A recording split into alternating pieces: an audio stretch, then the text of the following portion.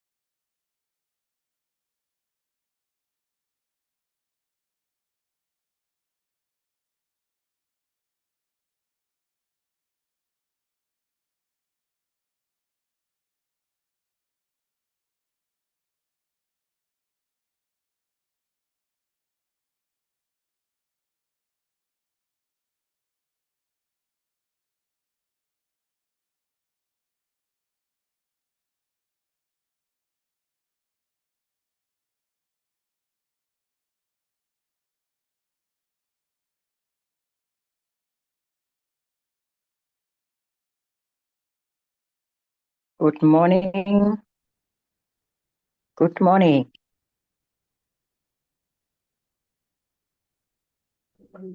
Morning, Adams. Good morning. Am I audible?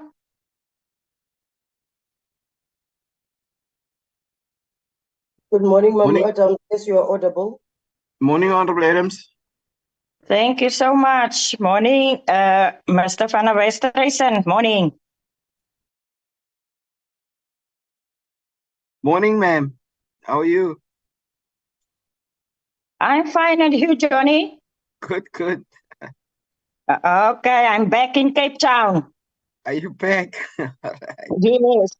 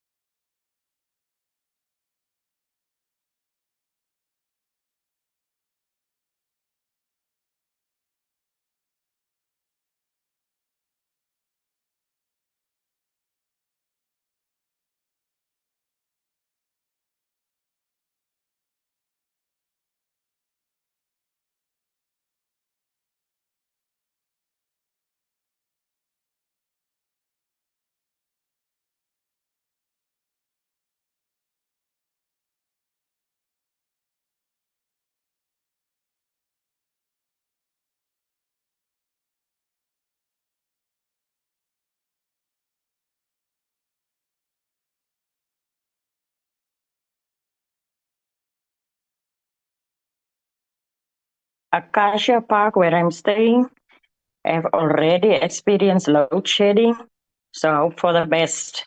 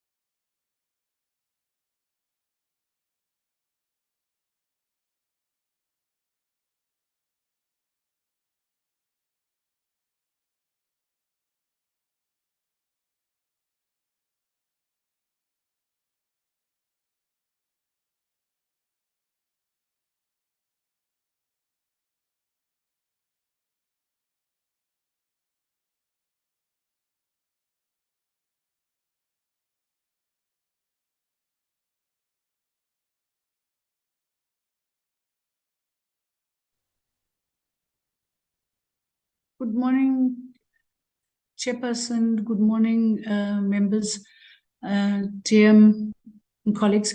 There are colleagues who are waiting in the lobby secretariat. If you can just let them in, please.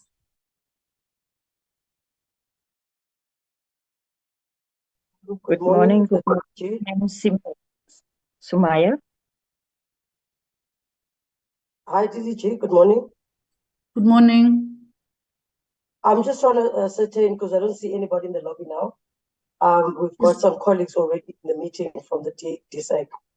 Okay, let me just check again what the issue is. Okay.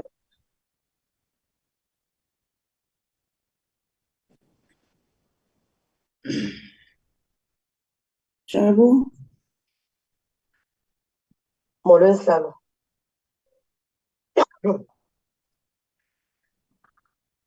Good morning, Chairperson. morning, morning, Jabu. Good morning, Chair. Siabuva, Chair. Okay. What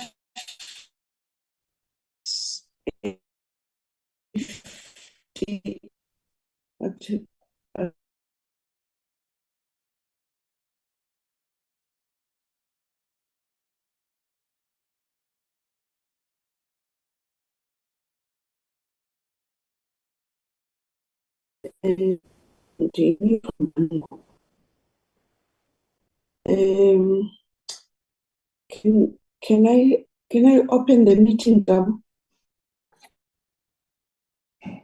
We have 2 more minutes, Chair. Okay. I'm suspecting the majority of us were having load shedding, even myself. I'm so scared.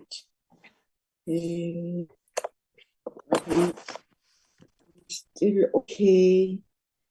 Maybe I'll ask myself to switch off the video immediately that I've just greet honorable members.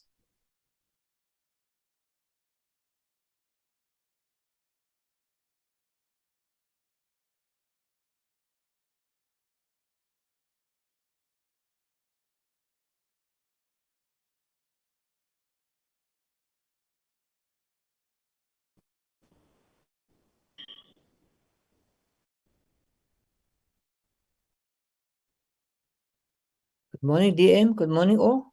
Morning, Chairperson. Morning, members. Morning, Morning, Honorable Dennis. morning, Chair. Morning, Good to hear you. everybody. Good to see you. Morning, honorable members. Can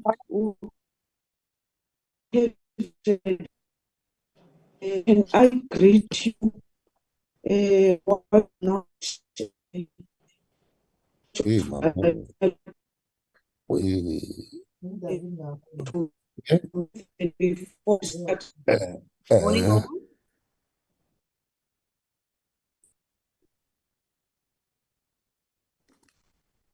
hmm?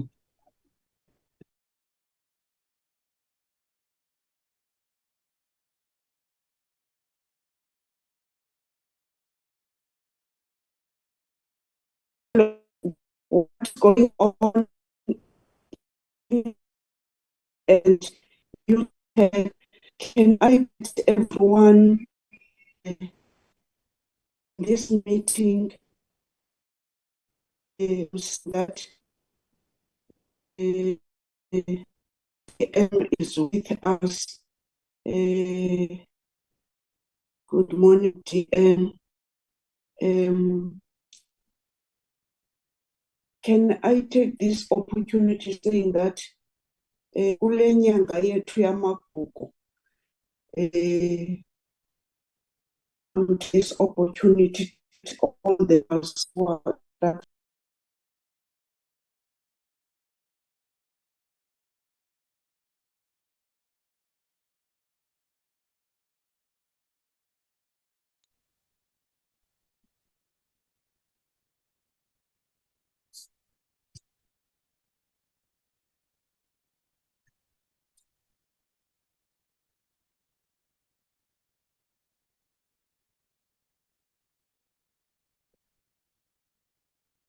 Chairperson.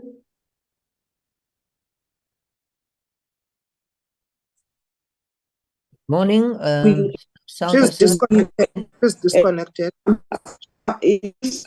I'm back. It's just She's back. disconnect me, and then I'm back, honorable members.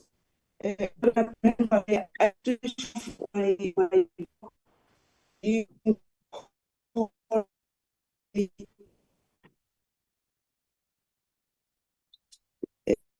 We heard you saying you're coming, you're back, Chairperson, and we lost you again. It's on and off, on and off. Can I take this opportunity to come here and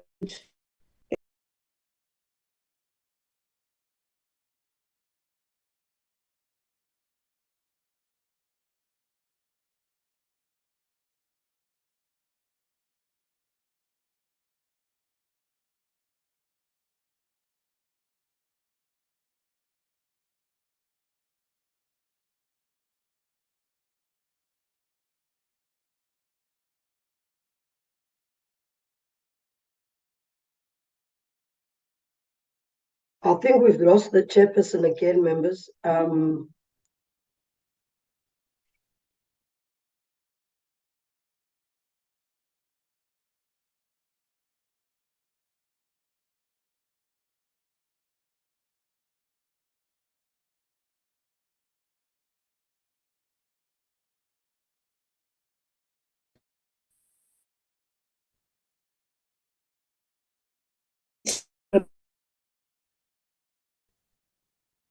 We lost the Chairperson again. See a name on, but there's no voice, no sound. back tell you to go when the Lord is closed. So I don't want to go. Do you hear me? Chairperson, it's not clear, must be honest. You are cutting, Chair, you are cutting. Yeah.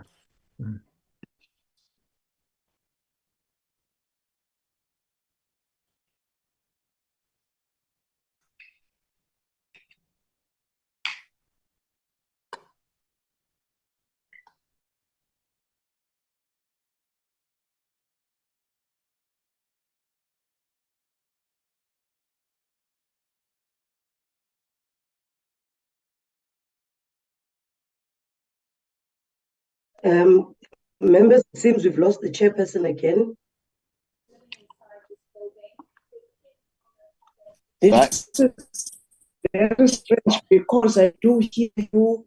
I heard Honorable Joseph. I'm hearing you, Jabu. So I don't know what's going on. We can hear you now, chairperson. I do hear you. We can hear you now, Chair. Okay. Can our department introduce who is here and the apologies, and then Jabu give us the apologies? I switch off my video. Maybe it's going to be better. Good morning, Chair. Good morning, honorable members. Deputy Minister Mafu here. I've got officials from the department. She will introduce them. I just want to tender the apology for the minister who can't be here with us. If everything goes well, he might join, but he's got another engagement.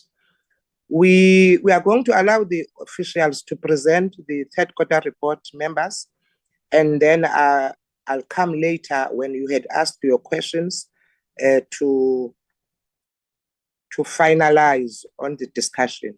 I know that Chair is having serious problems of network, but we hope that she will be able to finally hear and join us. So I'm going to hand over to the acting DG to introduce the delegation from the department, Chairperson. Thank you so much.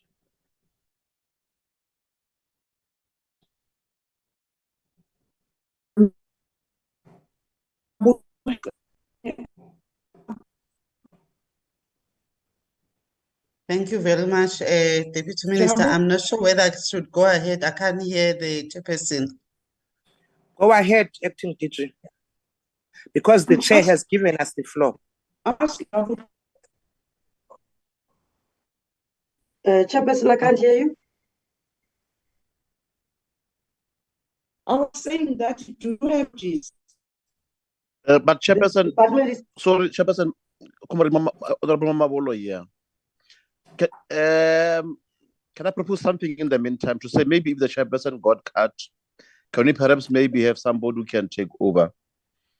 If she get cut, we know that there's somebody who can immediately take over, and then I don't know, Chair. Maybe we can propose somebody who can take over whenever you get cut. Because I understand that today we're at and what to cost 36 load shedding. So yeah, that's my proposal, Honorable Chairperson.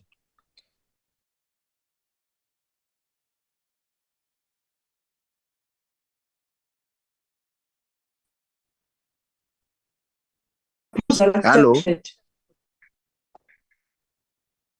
Proposal accepted.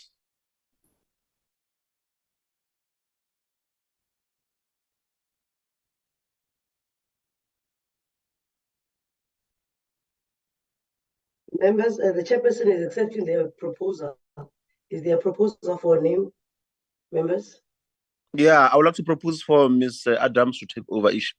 For in case if the Chairperson gets cut. Ms. Adams, yes. I'm seconding the name of Honorable Adams. Thanks, Chair. Okay, thank you, members. Is there any other nominations? Mamu Adams, are you audible? Are you able to hear?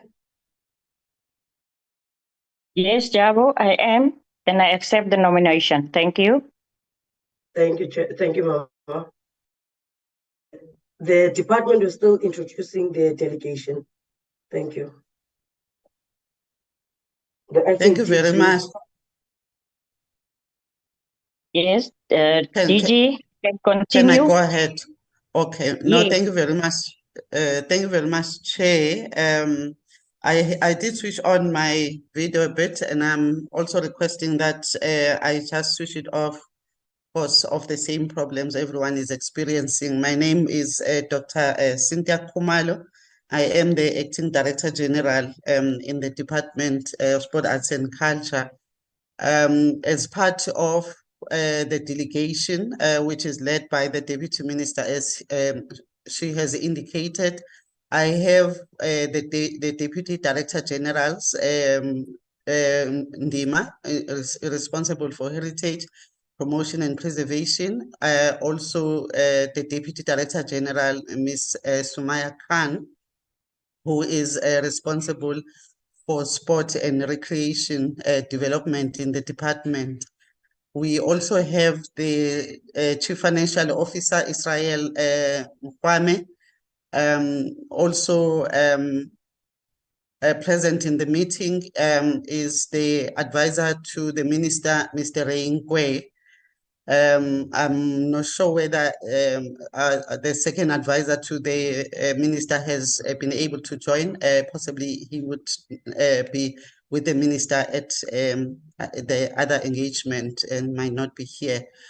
I would also like to just indicate, Chairperson, we've got quite a strong contingent from the department because we're dealing with the Q4 performance report. So we have brought along with us other colleagues in the line function and core functions. For instance, we have colleagues from infrastructure, Songezo Petela, from the office of the DM, we've got Sivuile Watani. We have from social cohesion, Nhlanhla Obi, from sports, Simpiwe Mncube is also present in the meeting, Chief Director there. We have the Acting Chief Director, Planning, Monitoring and Evaluation, Mr. Manasseh Makwela, Head of the Office of the DG, Ms. Nokubonga Ramalepe. We have also present in the meeting the Parliamentary Liaison Officer, Lodwick, present, also coming from the Office of the DG. Just confirming quickly whether I'm leaving anyone out. We have the head of IT, Siaparo Pala, also present in the meeting.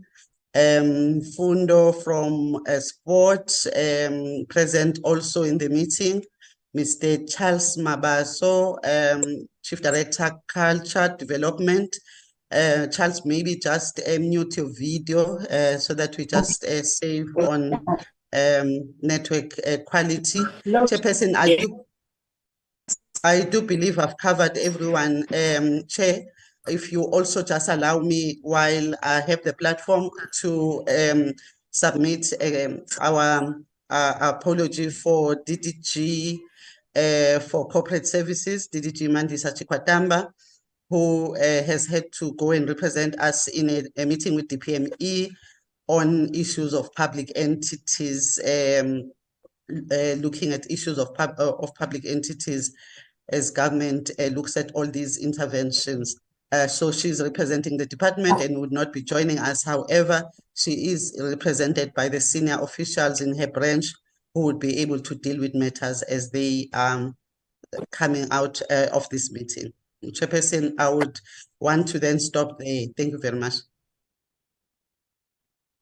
Thank you very much. May I report to the meeting that I get the relevant area. Now I'm back. Thank you so much. I don't know where were you, but I'm hearing that acting DG was introducing after DM was giving a chance to talk to us. I'm suspecting now we can give you acting DG to take us through. We've got sorry, Chair. Sorry, Chair. We still have the apologies and the adoption of the agenda, Chair. Oh, the apologies, ne? Okay. Yes, Chairperson. We do have an apology from Tatu Madlingozi. He's indicated that he will be attending another committee meeting. We also have an apology from Mamu van Dijk.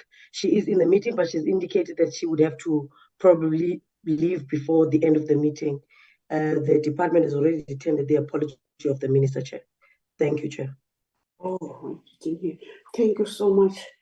Now we've done with the apology. Okay, now the adoption of the agenda. Can someone propose adoption? I'm seeing Honorable Adams. Thank you, Chairperson, and good morning to all on the platform. I move for the adoption of the agenda. I thank you. Thank you, Honorable Adams. Honorable Zondi. Seconded, Chair. Thank you, Honorable Zondi. Now the agenda has been adopted. Can now get a briefing from our department for the fourth quarter according to the agenda or it there now. I thank you. Thank you very much, Chairperson. I would take the meeting through our fourth quarter report to indicate the areas that we are covering in the presentation. We would cover aspect of what the purpose, obviously, in terms of our presentation here today. We'll go briefly into introduction and then do a performance overview overall, looking at overall in terms of departmental performance. And we'll then zoom into the specific programs and look at the performance per program. Chair, I will then hand over the last part, which is the expenditure report as of the end of the fourth quarter, to the Chief Financial Officer, who will take the meeting through our expenditure report as of the end of March 2023. So moving on, Chairperson, I would then want just to reiterate that we are here as a department to present our audited fourth quarter report of the year ending 2022-23. We're looking at the performance of our department to yourselves as the Portfolio Committee of Sport, Arts and Culture. And this is actually being presented for accountability as required by law and to enable the committee to provide oversight of the work that we do as a department together with our entities. Just to introduce what we are going to be covering as indicated, we are going to be focusing on the performance of the department as of the beginning of January to the end of March 2023, which was the last quarter of that financial year. And we will also be highlighting the challenges that we might have experienced in terms of being able to achieve against the set targets. So going into the performance overview, if we move to the next slide, Lodwick, this slide summarizes, Chair, our performance in that particular quarter.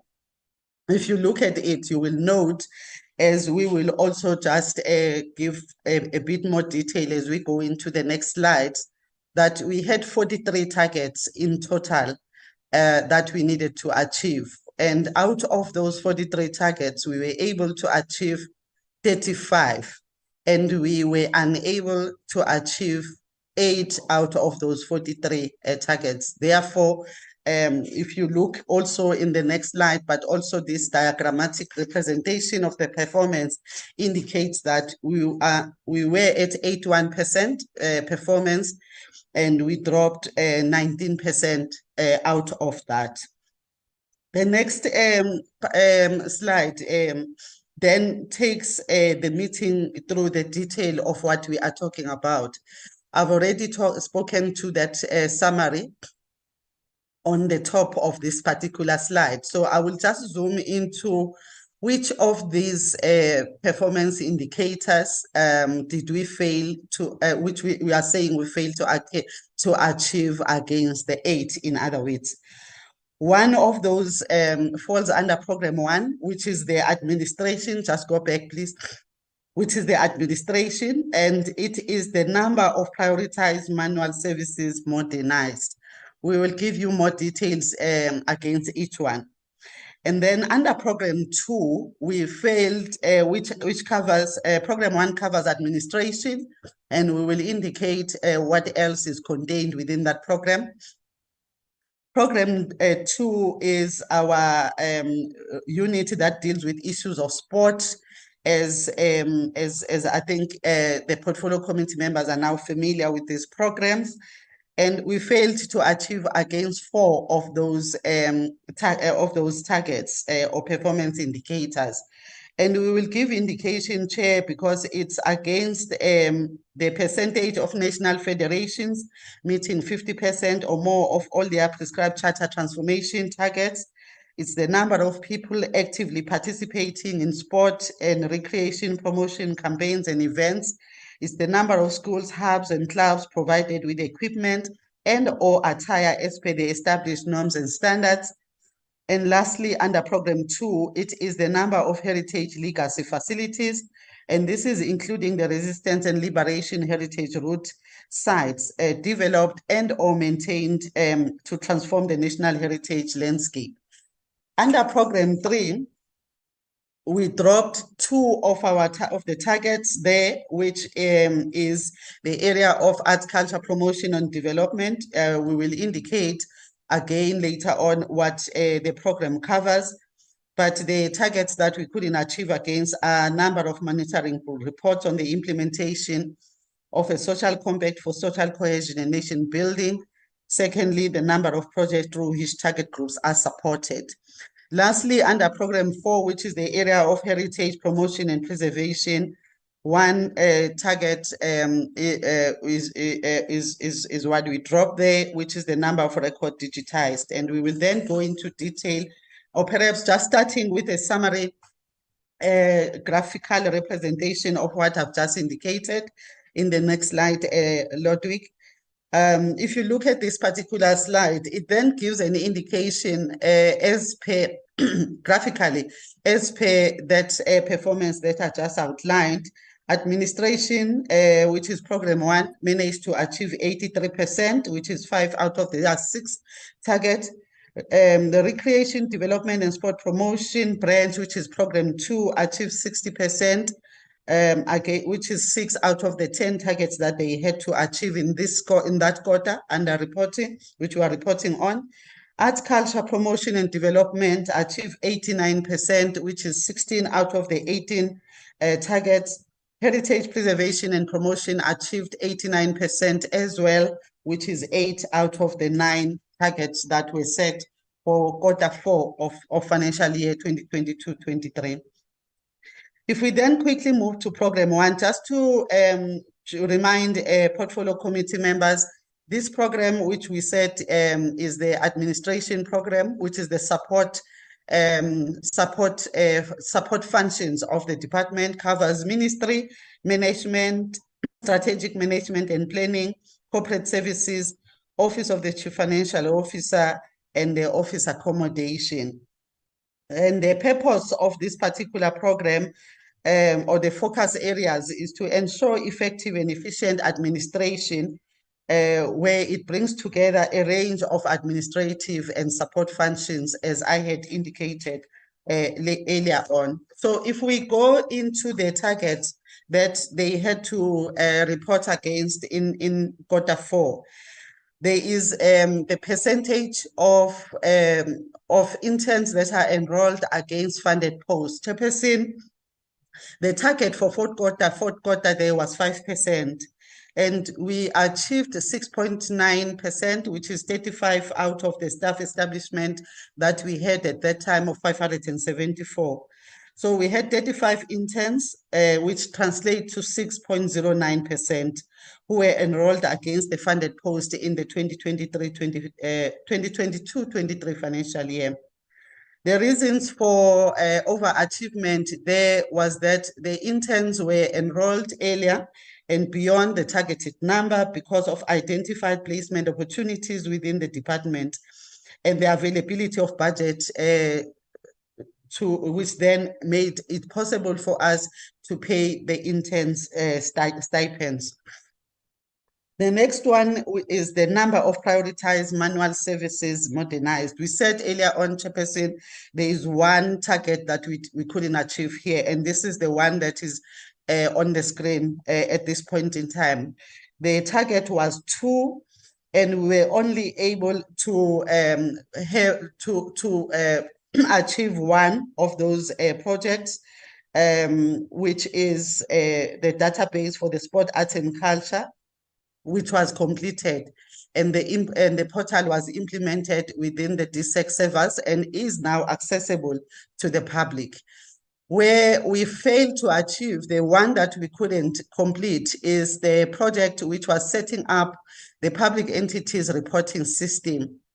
Here, Chairperson, we did go through the advertising process of advertising of this tender, but there were 0 responses to the advert that was sent out. This project has therefore been moved to this new financial year. So this is the only one under Program 2 that couldn't be achieved. The others are the number of sport, arts and culture awareness campaigns activated to profile the work of the department, 4 for the fourth quarter, and 4 were achieved. Number of Izimbizo held, 1 was the target and 1 Imbizo was held. The percentage of invoices paid within 30 days, the target was 100%, and 100% of the invoices were paid within 30 days. This translates, Chairperson, to 2,405 invoices that were paid, and the total amount spent was 210 million plus. The figure is on the screens. The next target is the percentage of councils and stroke boards that are fully constituted. The target was 100%, and we managed to have 100% of the councils or boards fully constituted during that quarter. That will be Program 1, Chair. I will now move on to the Recreation and Development and Sport Promotion, which is Program 2. It is made up of 3 sub-programs, which is the Winning Nation, Active Nation, and the Infrastructure Support. In the slide that you are seeing now, you will see that there is a description of what the Winning Nation program is about, or sub-program is about, where it supports, it provides support of the high performance athletes to achieve success in the international sport and the development of talented athletes by providing them with opportunities. Second one is Active Nation, which is all about promotion of participation in sport and recreation by facilitating opportunities for people to share space and providing equipment and attire to schools. The third one is infrastructure support, which includes the provision of technical and management support to municipalities, construction of community gyms and children's play parks, implementation of heritage legacy projects to transform the national heritage landscape, as well as the development and management of provincial resistance and liberation heritage road sites. In this particular program, Chairperson, we performed as follows. We were able to achieve against the set target for the number of athletes supported through the scientific support program per year. Target was 10, we achieved 47, and we have provided reasons for over achievement there. Chair, allow me not to read the verbatim. In terms of the number of athletes supported by the sport academies, the target was 1,000. We overachieved in terms of the 132 athletes that we were able to support. And again, we have provided reasons for overachievement in the column under reasons for deviation. Where we failed to achieve is the percentage of national federations meeting 50% or more of all the prescribed charter transformation targets. Target was 89.5%. The performance there was 0% of the national federations could be declared as having met 50% or more of all prescribed charter transformation targets. Chairperson, the transformation status could not be assessed due to the late or non-submission of the data sheets by the national federations. Out of the 19 federations that were due for submission, only 16 have submitted their data sheets and 3 were outstanding. I will give you indication in the next slide which ones were those. In terms of corrective action, Chair, the reminders have been sent to outstanding federations or were sent because we are talking about the last quarter of that financial year. The targets are highly dependent on the compliance by the federation, and the appointment of a service provider to compile the EPG report has been or will be fast-tracked. Chairperson, we spoke about the outstanding 3 and those are the following. That was Chess SA, Basketball SA, and SAFA, South African Football Association. The department will continue to engage the federations to ensure the submission of the data sheets, and will also continue to assess progress towards the attainment of the MTSF target. If we move on to the next performance indicator, that is the number of people actively participating in organized sport and active recreation activities. Here, the target for the 4th quarter was 90,000, and we were at 55,736 at the end of the 4th quarter in terms of those that actively participated. We were impacted at that particular period by the protected strike of Nihao and other factors as well. Corrective action, annual target has been overachieved in terms of when we look at our annual performance. Mitigation plans will continue to be considered to overcome the effect of any unplanned external factors that might impact negatively on this and any of our performance indicators. Against the number of sport and recreation promotion campaigns, events implemented, we were able to achieve, Chair, as indicated there. Against the number of schools, hubs, and clubs provided with equipment and or attire as per the established norms and standards, the target was 1,000. At the end of the quarter, we were sitting at 625 of the schools, hubs, and clubs that were provided with this equipment, Chair. The delays in procurement and the impact of that strike that we made reference to had negatively affected our achievement here. However, in terms of corrective action, the finalization of the transversal tender and improving the oversight on implementation of and reporting against customized indicators has been implemented. The number of learners in the National School Sport Championships per year was not due for reporting in the fourth quarter, but it will be covered in our annual performance report when we come here next time with our performance report, Chair, and we'll give indication of our achievement there. The number of learners participating at the district school sports tournament was achieved at 44,347 against 5,000.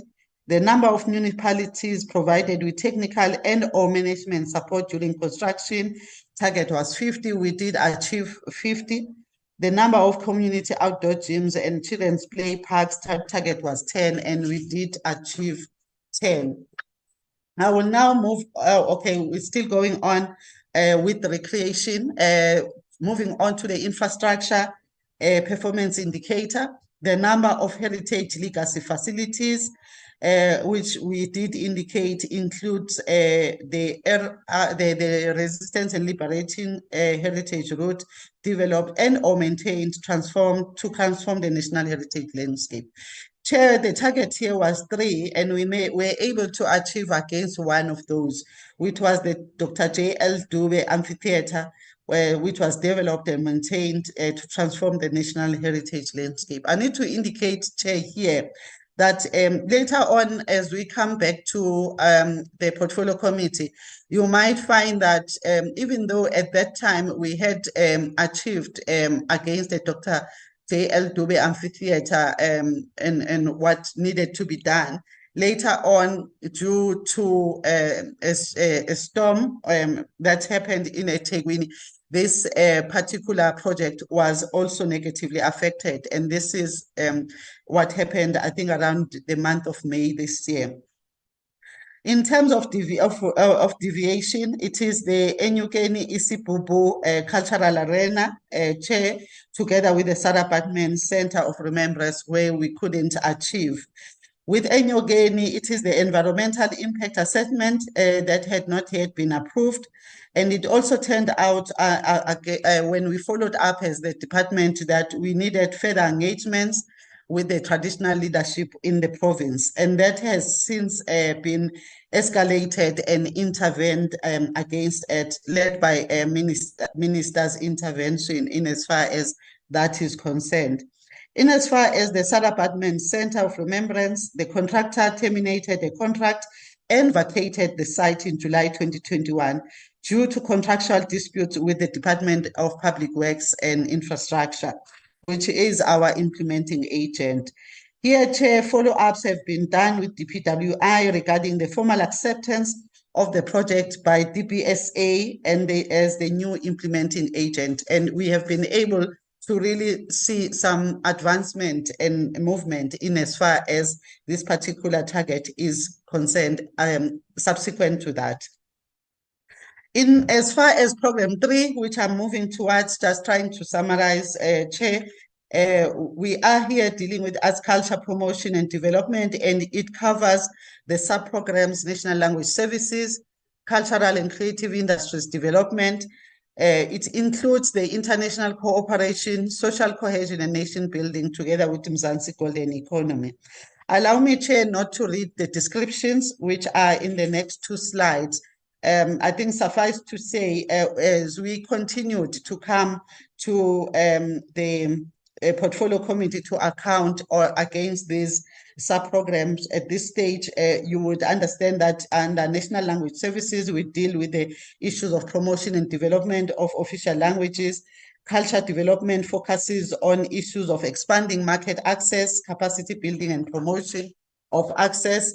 International cooperation deals with issues related to traveling across international borders, but also talks to issues of addressing restrictions on international travel and the need for social distancing. Social cohesion covers issues of moral regeneration movement, incorporates the programs that we do with the social cohesion advocates, and all the programs that we do to promote patriotism utilizing the national days.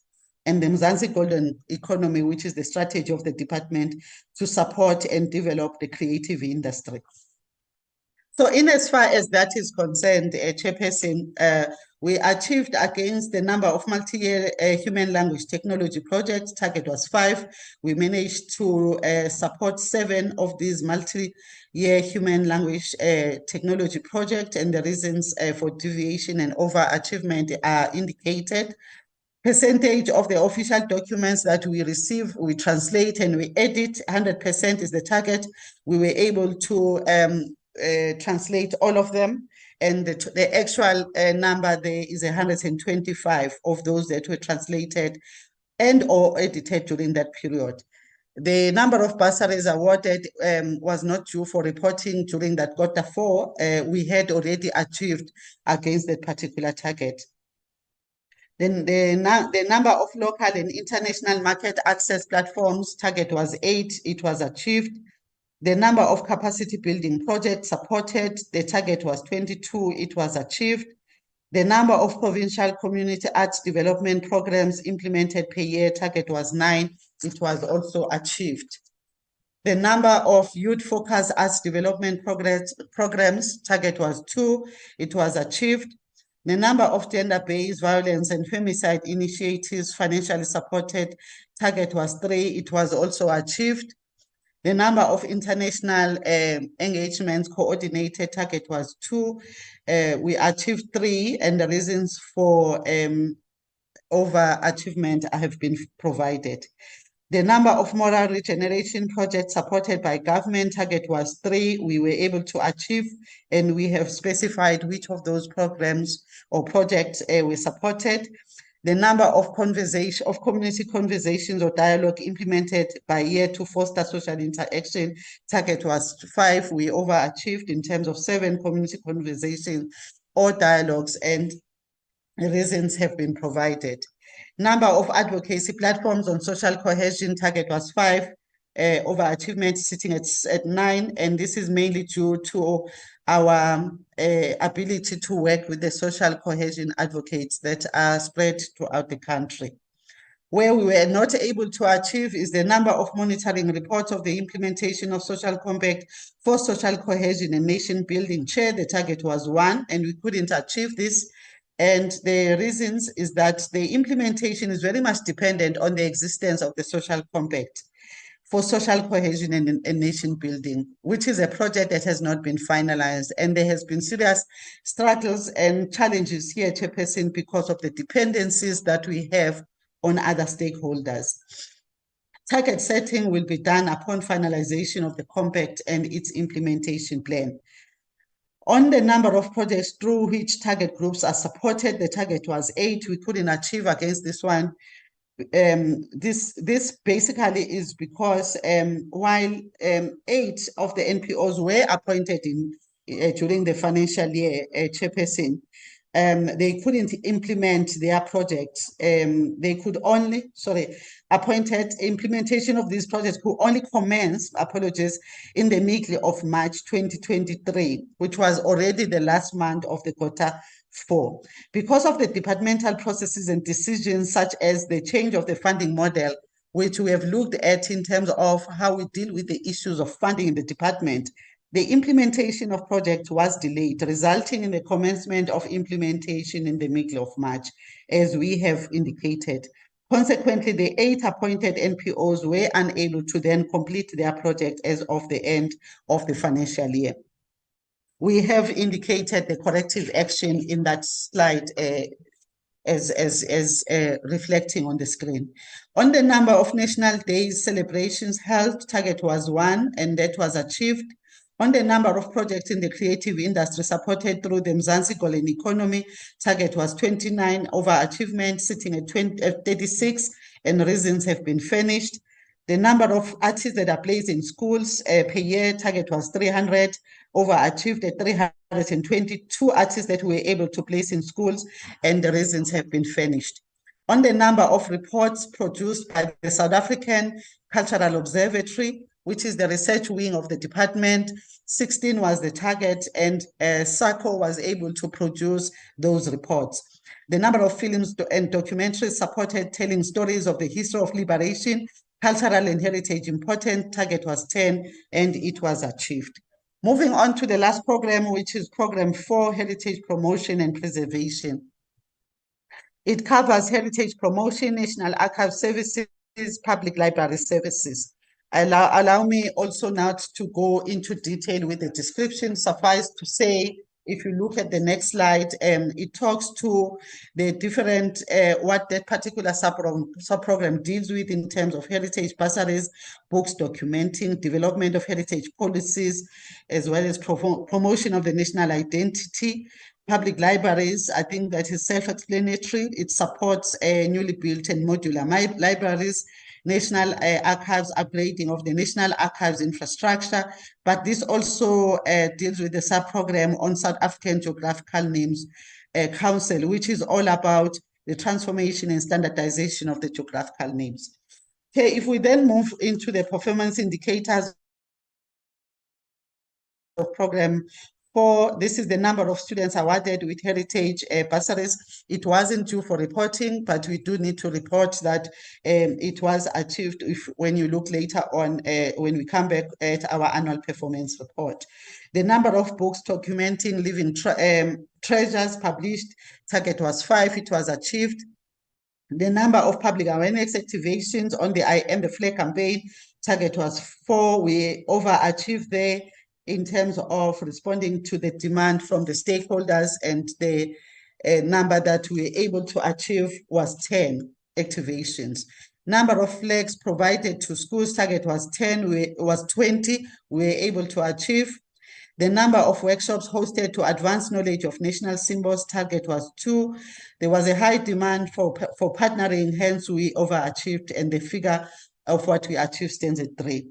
Number of heritage legacy projects where exhibition content is developed, target was 3, we achieved that. Number of progress reports on resistance and liberation heritage route site received and analyzed, target was 1, we also again did achieve that one. The one that we couldn't achieve in terms of program 4 was where we were digitizing records. The target was 39 treason trial dictabells and 24 TRC audio tapes. We managed to do 322 Truth and Reconciliation audio tapes records to digitize those, Chairperson. The Truth and Reconciliation Commission audio tapes increased capacity through an involvement of an intern on a 24-month contract. But with regard to the treason trial dictabells, where the target was 39 and we couldn't achieve that, this was due to the breakdown that we experienced with the device, the Acuphones that we use that were faulty and had to be taken for repairs and servicing. Unfortunately, that could be only done outside the country, Chair. Corrective action, the Acuphones have since been repaired and work should continue accordingly going forward. The number of libraries financially supported per year, target was 29. We were able to overachieve, and we're sitting with 31 newly built and or modular libraries that were financially supported. Reasons of the overachievement have been finished. On the number of notices standardized geographical, number of gazette notices on standardized geographical names published, target was 1. We were able to achieve against that one. That brings me to the end in terms of the fourth quarter performance as of the end of the 2022-23 financial year, Chair. CFO will then take you through the financial performance report as indicated earlier on. Through you, Chair, over to you, CFO. No, thanks, ADG. And Thank thanks. Thank you, Acting DG. Go on, CFO. Thank you. Yes. No, thanks very much, Honorable Chair, honorable members. I have switched on my video. I'm going to switch it off now. I'm going to do a presentation on the fourth quarter of the financial year ending March 2023. Next slide.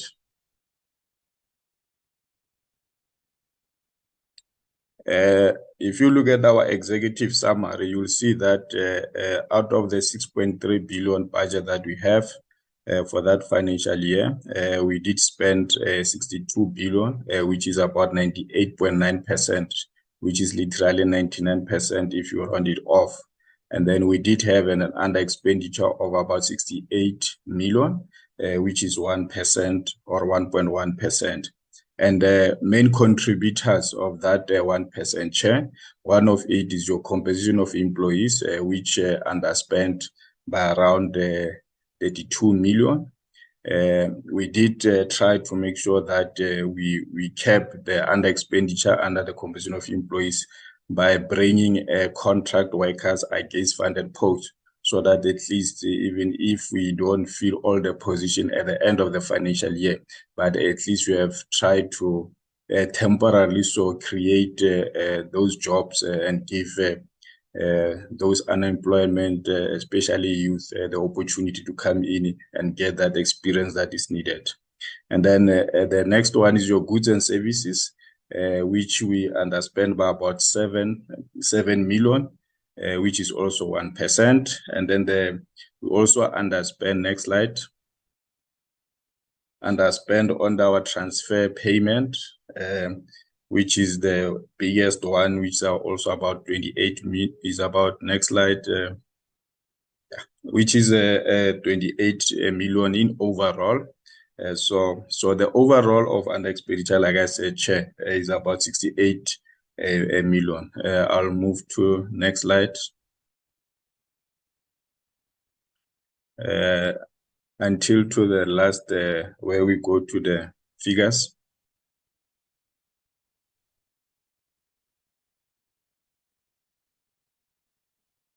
Thanks. Yes. So if you look at our expenditure at the program level, Chair, you'll see that administration, we spend about 97% on overall, with an under expenditure of 15 million. Recreation, development, and sports promotion, we have spent 99.5%, which is literally 100%, with the under expenditure of 7 million. And arts and culture and promotion development, we spent 99%, and then that 17 million under expenditure, Chair, is on the transfer payment that I've mentioned, include on heritage and promotion, since we also spend 98.9, which is literally 99% of an under expenditure of 27 million, also relate to transfer payment. On the heritage and promotion, the reason being there is the National Library, South Africa. We did give them a project, but they could not able to finish that project before the end of the financial year. Hence that under expenditure of 27 million, including their composition of employees, is part of the contribute. On arts and culture, promotion development is also composition of employees and transfer payment. Next slide. Composition of employees, like I said, there is an under expenditure of 32 million under expenditure, which represent 91% of the budget. And then goods and services, we have spent 99%, which is 7 million under expenditure.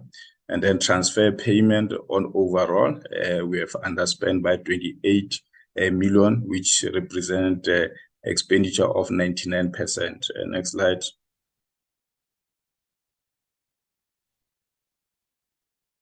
And then on the payments capital, Chair, we have spent about 99.8%, which is literally 100%.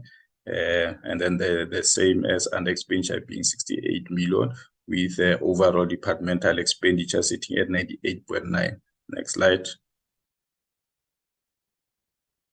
This is the performance on the programs, on economic classification and sub-programs. I'll go straight to the next slide on the economic classification.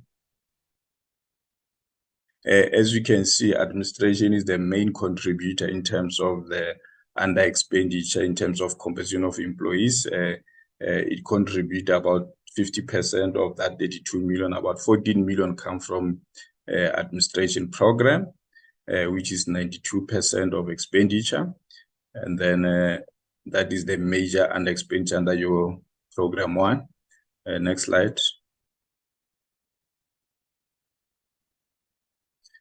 And then the program 2, Chair, they've spent 99%, which is 100%.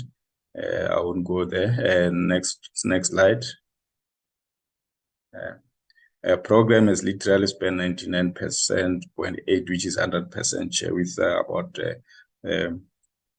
next slide, which are about 7 million under expenditure, Chair. And then can you go to the next one, program? That is the Arts and Culture program. That is their sub-programs. As we can see there, we've got 10 million under MGE, and then you've got under Culture and Creative Industry about 4 million, and that has to do with the transfer payment. Next slide. So if you look at this program, also it's got about 4 million of under expenditure on the compensation of employees. And then also the biggest program go to your transfer payment. Next slide. That is heritage and promotion. These are the sub-program. Public library service is the one that has underspent, meaning the transfer to National Library. And then National Archives. Next slide. And then if you look at it also, Chair, you can see that program 4 is the second to administration in terms of under expenditure on compensation of employees. We've got about 11.8 million that is underspent, with the expenditure sitting at the 83.7%. And then departmental agency and account, which is a transfer to entities. That is the one that I said, because of non-compliance and slow moving of the project by National Library Chair, hence we could not transfer that money. Next slide. Capital payments, Chair, nothing.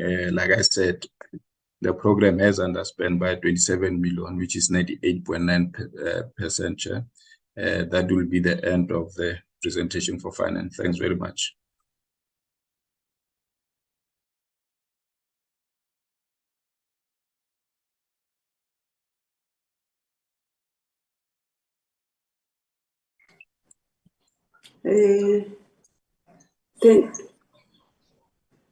Thank you, Simpio. CFO, thank you so much. The weather is changing. Even where am I? It's starting raining. I've seen that whilst you were presenting, I was being cut off. DG or the DM, honorable members, I'm suspecting this is the time that we must engage with the presentation. Am I audible? Yes, you are. You are. Yes, please. I'm very worried. The weather's changing, starting to rain. Usimpiwe, I did hear, but in a way, but now I'm still having the network. Can I take this opportunity to thank the department led by our DM and the presenters, and then now honorable members? Can we have engagement? I'm seeing the hand of Honorable Zondi, Honorable Mamabulo, Honorable Sibia, Honorable Malomane, Honorable Veronica, Honorable Mtetwa, Honorable Dennis. In that order, honorable members, we must make snappy, because I'm suspecting even others like Honorable Adams, she is also having a load shedding. I don't know about others. Can I give it now to Honorable Zondi? Thank you. Thank you and good morning, Chairperson, honorable members, the Deputy Minister and the department. We are blessed having a video and yeah, but we are humble in 4 minutes. Chair, your video. Yeah, Chair, we wish to welcome the 81% of the targets met by the department. We also would like to the department to keep up the good work. We'd like to thank the department and say they should keep up the good work of being able to meet its target for the benefit of a progressive economy in sports, arts and culture. However, Chair, we have few questions for the department. We know, Chair, that the monitoring of the implementation of a social compact was one of the extremely important priorities of the department in the last quarter. What could have delayed the monitoring of the implementation of the social compact, as its contents are very important in social cohesion and national building? That was the first one, Chair. And the second one, Chair, why is there no reporting required on the number of bursaries awarded per year for the development of qualified language practitioners? And the third one, Chair, given 8 targets were not met for a number of reasons, either by the department's incapacity or reasons beyond its control. A reverse strategy has been developed. It says, does the revised strategy include forward planning on targets not achieved and more in the outer years? And the last one, Chair, target not met affect the budgeting patterns of the department, resulting to under expenditure. How does this affect the overall performance of the department and transformational agenda in general? Thank you, Honorable Zondi. Honorable Mamabolo. Yeah, my questions are very few. I welcome the presentation, but unlike what Honorable Zondi said to say, he welcomes 80-something% of the what you call the pass rate or targeted or target success. Now we want 100%. I mean, when people vote for us, they want 100%.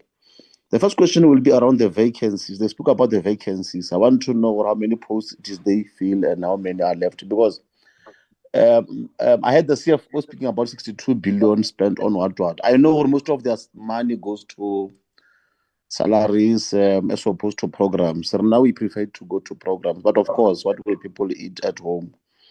The second one will be around this tender which closed on the 15th of December. The tender around the design and to what to call conceptualize this issue of maintaining the public entities and the reporting system and blah blah. There's this other tender which the acting DG spoke about. The other question will be around the federations, man. You spoke about 50% of charter transformation. I know with rugby they are struggling, and cricket also. But you know, I mean, even though they perform well, but besides this 50% of transformation issues, what are we doing? Maybe to get our black guys to learn about this thing from high school, maybe from primary school, because I know with regard to soccer, some of us played soccer during our high school days and our primary school days. Do you have something that can be able to empower black players so that we don't expect them to get a 50 quota system, whereas they can't even play? The last question will be around, let me see, on page 34. The issue of Sarah Bartman Center for Remembrance, how far is it? Sarah Bartman Center for Remembrance. This will be my only 4 questions. I can come back later for the last bite. Thank you, Chairperson. Thank you, Honorable Mamabolo. Honorable Malomane. Thank you, Honorable Chair. Can you hear me, sir? Yes. Okay. Thank you, Honorable Chair. Greetings to our DM, honorable members, our staff, and the colleagues from the departments. Chair, let me also join in welcoming the presentation of the fourth quarter. Chair, you know, when the department have not achieved all their targets, it means that there will be a challenge regarding to its financial and its plan that was supposed to be implemented. That means it is going to be affected. The first question, Chair, that I want the department maybe to respond to it is that because there are 8 targets that they were not met.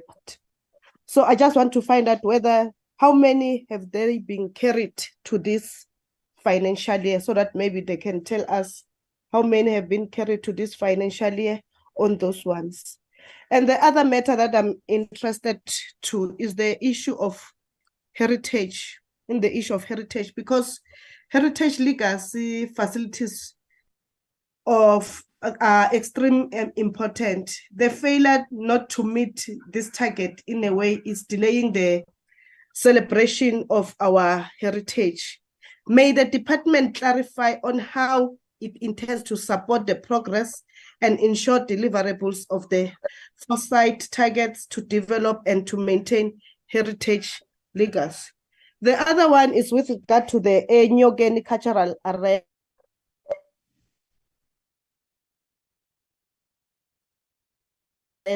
The department's failure also, it is important to maintain and to transform the national heritage landscape. Why the matter is prolonged and how it's being dealt with. The other thing is just to add on the issue of Sarah Batman Center of Remembrance. I just want the department to elaborate on how follow-ups are being done practically with the DPWI and the strategies being considered to avoid past scenarios linked to this project to resurface. The other matter is that on the issue of federations, the federations that have never submitted the reports, as they said, they've written letters that they are reminding them, have they responded? If they've responded, have they responded, all of them? And how far are they, did they submit after they've sent the letter to them? The other issue that I want to speak to, it is about the issue of the, I want to add on the issue of Honorable Mamabul on the issue of vacancy rate, to speak to the issue so that maybe the department, can they inform us on the appointment of the DG? How far is it with the process? Because it's been too long with the issue of acting DG in the departments. Maybe if they can take us through, because I know that is part of those numbers that are making that the department vacancy rate maybe is going up. And what are the challenges, if there are any challenges in that issue? The other one, I just want to speak about the issue that to say I'm very disappointed on the issue of supplying for the schools hub. We've got rural areas. I can see the deviation that they speak about the issues of the NEHAO strikes, but this thing, it must never happen again, because we've got schools in the rural areas. We've got sports, that people that are playing sports in the rural areas, but they don't have these kids. So I think maybe if the department, please, can they make sure that in this financial year, that in this one they really achieve in it. We've got schools in our constituencies that needs these kids. So that's my submission, Chair. Thank you.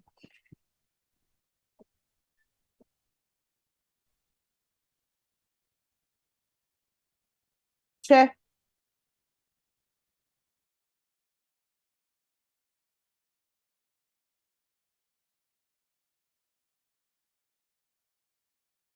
Chairperson.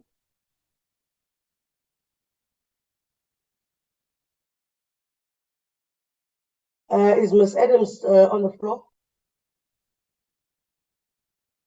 Yes, Jabu, can you hear me? I can hear you, ma'am. You were nominated in the absence of the chairperson to continue should the chair lose connection, Babu Adams. Thank you, members. I'm not sure who did the chairperson listed, but I can see the hands. Malumane did finish questions.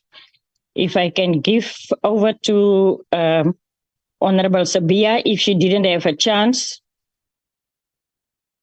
Then Veronica. Okay, thanks, Chairperson. Greetings to everyone. Thanks for the presentation. And we welcome the appointment of South African Language Practitioners Council Board. Has the board been inaugurated? Can the department provide us with a brief overview of any progress made to date as the way forward for the board?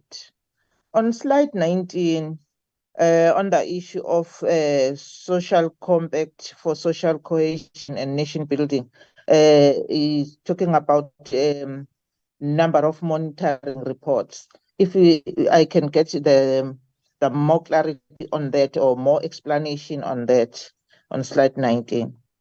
On the other one, we are noting the project will be moved to a new financial year. What are the plans and priorities of the department in ensuring this is achieved? Should there still be no repose to the advertised tender for the Project 2 reporting system? The last one, the importance of swimming championships has been underplayed as one of the leading achievements. The department must be applauded for ensuring that this target was effectively met. My question is, how is it planning to assist and ensure that there is no reason for deviation in it? I thank you, Chairperson. Thank you, Honorable Sabia. Honorable Van Dijk. Thank you, Chairperson. Thank you also for the presentation. My questions are as follow. With regards to slide 2, program 2, I want to know in which provinces are the schools, the hubs and the clubs provided with equipment, and what was the budget amount and how much was spent, and where did the rest of this budget allocation go, as only 625,000 received equipment, therefore 375 did not. And then with regards to the academies, do you have any records of how many of these talented athletes that were supported through the sports academies continue with their sport? Is there any monitoring on this, or is it more or less rather a once-off support? And yeah, so I want to know how this development of the athletes are monitored, because I presume the role of these academies are to develop talent for long-term goals for the country. Then slide 17, with regard to admin, what happened to the budget allocation of the project that has been postponed to next year? Where does it reflect? Slide 18, what does the awareness campaign entail? Slide 34, why did the negotiations with the traditional leaders regarding the Eyonkeni cultural arena not took place before the EIA? With regards to slide 35, Sarah Bartman, how much money has been spent on this project to date, and how much has now been allocated to it? And is there or are there any timeframes for completion?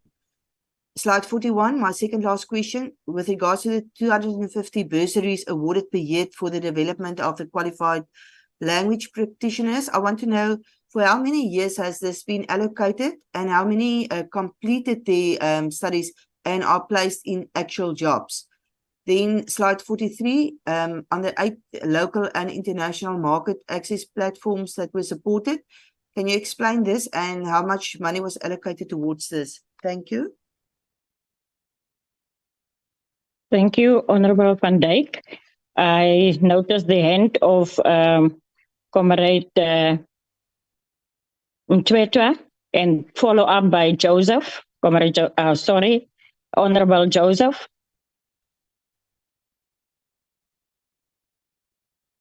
No, it's fine. You can call me comrade. It's fine. Okay. May I proceed? It's my turn. Um, Where's the other member? Eugene? you can proceed Right. if he's not ready. Okay. You can proceed. I'll come after you. Right, fine. Thank you. Thank you, Acting Chairperson.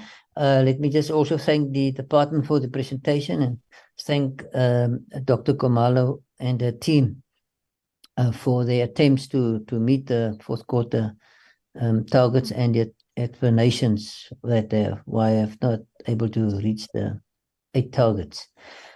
Chairperson, I also would like to just to comment on the positive side, where the department still continues to pay the invoices within a 30-day period, and that the boards is fully and the council is fully constituted, and that they have in I think slide 22 ensure that additional athletes through the scientific support and sports academies have been supported. I just wanted to ask a question, Chairperson, the transformation targets on slide 25. It is with concern that I note there are 3 SHS, basketball and SAFA that hasn't complied basically. It's still outstanding, but my question is it possible that we can get the all the federations targets and transformation targets and that we can see what are the achievements, and that can be done in writing, Chairperson. I also want to comment on the Sarah Baartman project, Memorial Center project. I would like to know what is the time frame. I know it's almost like a legacy project now, been for 9 years. What is the time frame to complete the project? Because I know there's been an 82 million announced by the Deputy Minister, which brings hope to us to complete the project. But what is the time frame? And also it was said there was going to be a joint committee between our department and Public Works and Infrastructure. So what has happened to that proposal? Yeah, I think it's still disappointing, but there is hope, because there is, with the announcement, there is progress now with the new implementing agent. I also want to know on I think it's slide 51, the stakeholders who are having a negative impact on the social cohesion and nation building project. Who are these stakeholders? Is it people within government, within entities, or outside? I'm just trying to get the idea who are we talking about? And then on slide 56 on SACO, the reports that they produce, I've heard somewhere, and I've visited the University of Nelson Mandela recently, and I've engaged with the officials there on our entity, and I just wanted to ask here whether sports in itself in the department will be included in the research, in the positive impact it has on the economy and the country as a whole. I just wanted clarity on that. And then, Chairperson, I just wanted to know, I think from the financial side, also just want to acknowledge the work and the progress that we are seeing, and I share the questions with my colleagues on the compensation or the vacancy rates. But my question would be the transfer of money to national libraries. Tradition. Of monies to the National Library of South Africa for community library service grant. I wanted to know if the Limpopo province and the Northwest province is included here, because I've raised a question and I was referred to my question was referred to the province. So I just wanted to understand what is the problem there, if there's an under expenditure. If I think slide 69, which refers to the 18.7 million. My last question then for this round, Chairperson, is the I Am the Flag project, slide 59. I think it's important that we just know what is the lessons learned here, and is there any budget out of this project that is carried forward into this financial year? And are there any big projects in the near future coming up to promote I Am the Flag project, and like the monuments and or the previous project that was cancelled? One of these projects, will there be an alternative projects to promote I Am the Flag? I thank you, Chairperson. Oh, I'm not sure, Honorable Adams, are you still chairing? If you are back, Chair, you can take over. May I ask you, with due respect, have you asked your questions? Because I was out then. No, Chair, I didn't ask. The following, the next person, which I indicated, is Honorable Mthethwa. You must follow him. Thank you, Honorable Adams. Honorable Mthethwa. Thank you, Chair. And good morning to everyone. The DSEC team under Dr. Khumalo's leadership. I want to commend the department on the support of sports, which I think it's well supported, including the facility support. I see that they are doing great in terms of that. But it seems like the creative and cultural sector is not at the same level or model of support. What would be the cause for such? Because I know I proposed the measure between sports and arts and culture to the president. Thus today we have sports, arts and culture together.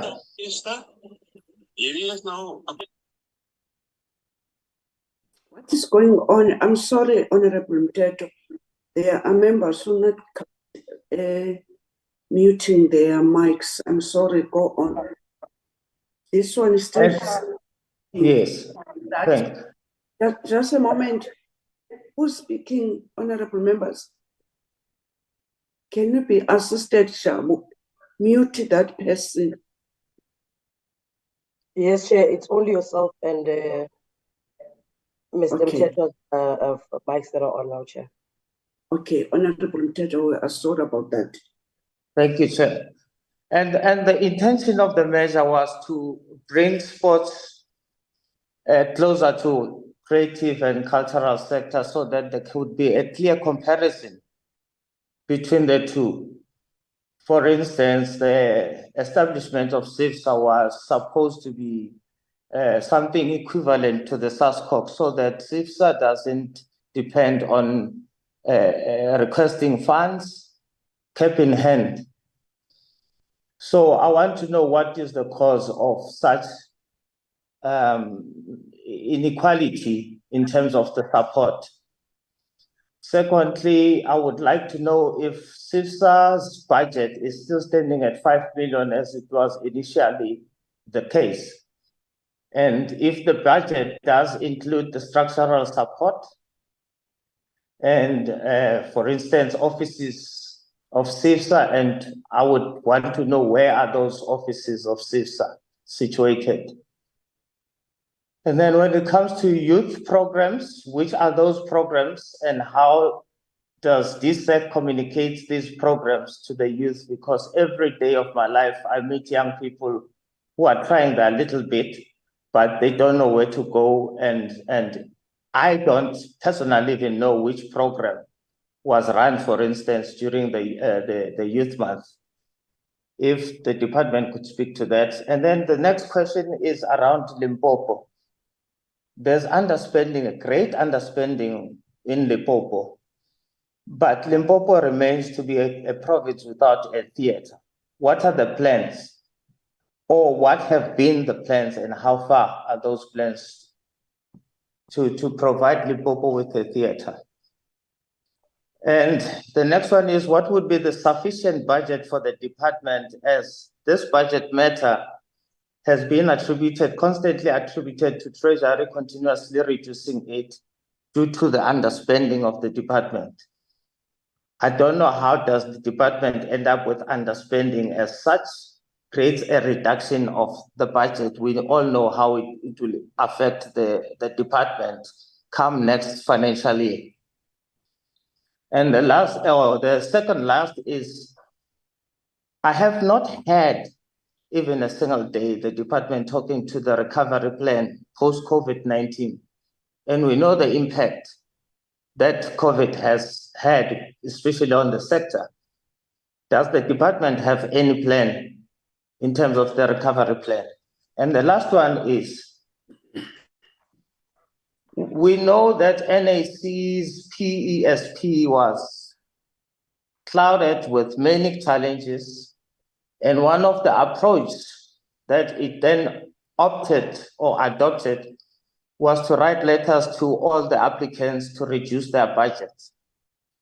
Now, my concern with that approach, even though I couldn't raise it at that time, is that I'm sure you would end up with many projects did not deliver because people were just cutting out of desperation. They were cutting the budget in order to get something.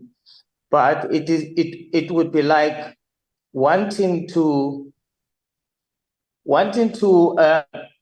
create a Mercedes-Benz, and then later you are told that the budget for creating Mercedes-Benz must be reduced. Now you will not end up with the quality products that you intended to, because the budget had to be cut. I would like to know what has been the department's observation in terms of the deliverables from all the applicants that were awarded the PSP. Thanks, Chair. Thank you, Honorable Mthethwa, Honorable Adams, and Honorable Maluman.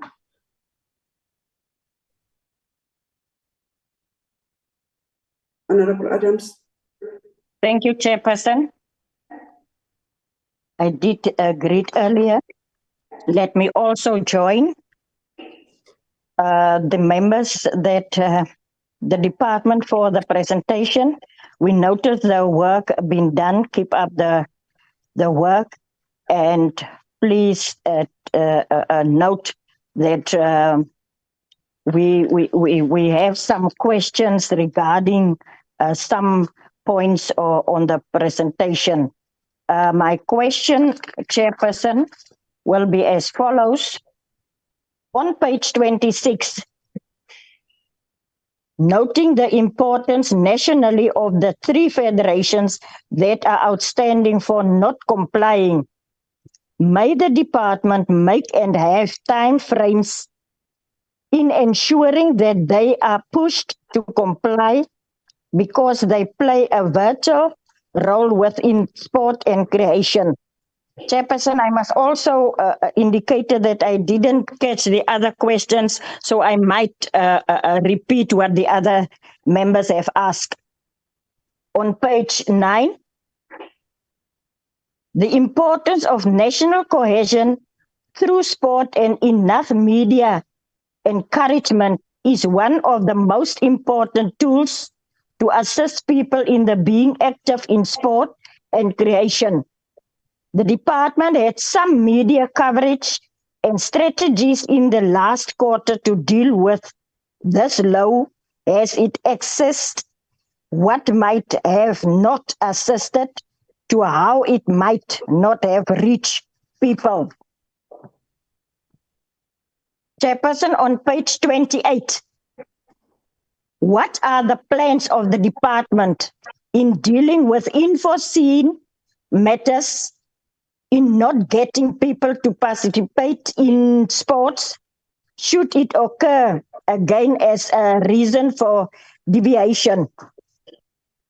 Second last point, page 32, the importance of swimming champions has been underplayed as one of the leading achievements. The department must be applauded for ensuring that this target was effectively met. How is it planning to assist and ensure that there is no reason for deviation in it? My last one. Now, thank you, Chair. I will stop there. Thank you. Thank you, Honorable Adams. I do have an indication through the network that Honorable Malomane was having a question. If now you are back, I can give you that chance. But if not, now I can give it to the leadership of the ministry and the department to respond. Is Honorable Malomane now fine? Chair. Yes. Thank you, Chair. Yeah. I just want to request the department to speak on the issue of the transformation status, because on their reason for deviation, they said the transformation status could not be assessed due to late or non-submission, as I've alluded. I just want them to speak on that issue, because the issue of transformation is key when it comes to the issue of funds. So we need it, because the 50% of all prescribed charter transformation target, you know, if it was 0% that was not met, this thing, it will be a challenge. I just want the department to speak on the issue of transformation of sports. Thank you, Chair. Thank you. It's a very valuable question. DM and Chair, sorry, Chair. Yes. I forgot one question to add on to my questions, so that when they respond, they can respond to all the questions. If you may allow me. I can. Chair, the Downtown Music Hub, since its inception, it has never had an allocated budget. This was since 2007, but it has been existing for all these years. And this was an information given by NSC as the custodian of the project. I would like to know, why is Downtown not allocated budget, and what are the plans moving now from now onwards? And also on the issue of SIFSA, what are the deliverables expected of SIFSA? Thanks, Chair. Thank you.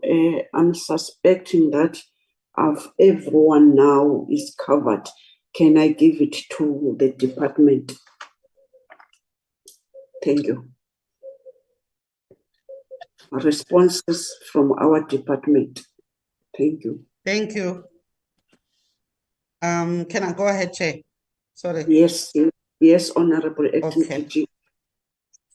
Okay. Thank you very much, Chair, and thank you to the members for all the questions that they have asked. In some of the instances where it's not necessarily with respect to Q4, Chair, if we don't have the information right now, we would ask that we be provided time to then finish that in writing. But we will see what we will be able to cover here. But on Q4, we will do our best to cover everything, Chair, that has been asked by the members. If I can then go on, Chair, just perhaps to guide the responding by our colleagues in the platform. We will start with questions that are related to Program 1. As I had indicated, the DDG is not here. There are issues around vacancies specifically, which is what I could pick up related to Program 1, but there are also issues related to that system, the reporting system for public entities, which we couldn't respond to. Before I hand over to the Chief Director, HR, to deal with the issue of vacancies, I do want to just respond to the question about the appointment of the DG chairperson. It was advertised, I think, as we did report last time, and through the minister and the deputy minister, the process of appointment of the selection panel was done, and the panel did convene to go through the process of shortlisting. Initially, understanding from HR in terms of criteria, etc. And they have gone through the process of shortlisting. But Chair, they were not able to get suitable or sufficient suitable candidates to be able to then move to the next phase of interviews.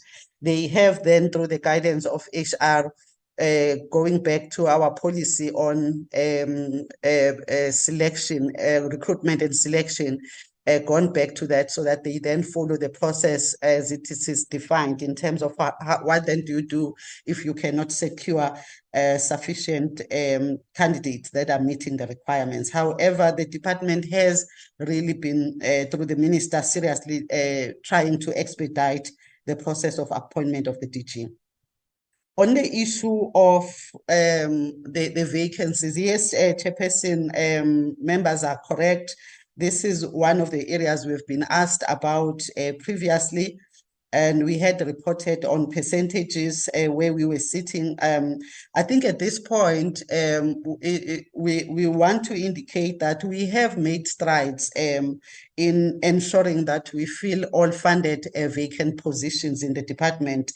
And the percentage in terms of the vacancy rate has dropped below 20%. You'll recall that it was above 20%. The chief director would give the actual percentage, but my understanding is that it's sitting at 19.15. But as I'm saying, chief director will give the actual one. I do want to also indicate, Chair, that subsequent to us appearing in front of the portfolio committee and reporting that we had gone on with the advertising of quite a number of the funded vacant posts. At this stage, out of the initially advertised 32 positions, some of them have been filled, hence the drop below 20%, but we also in the process of finalizing appointments around 15 of those 32 outside of those that have assumed duty already, Chair.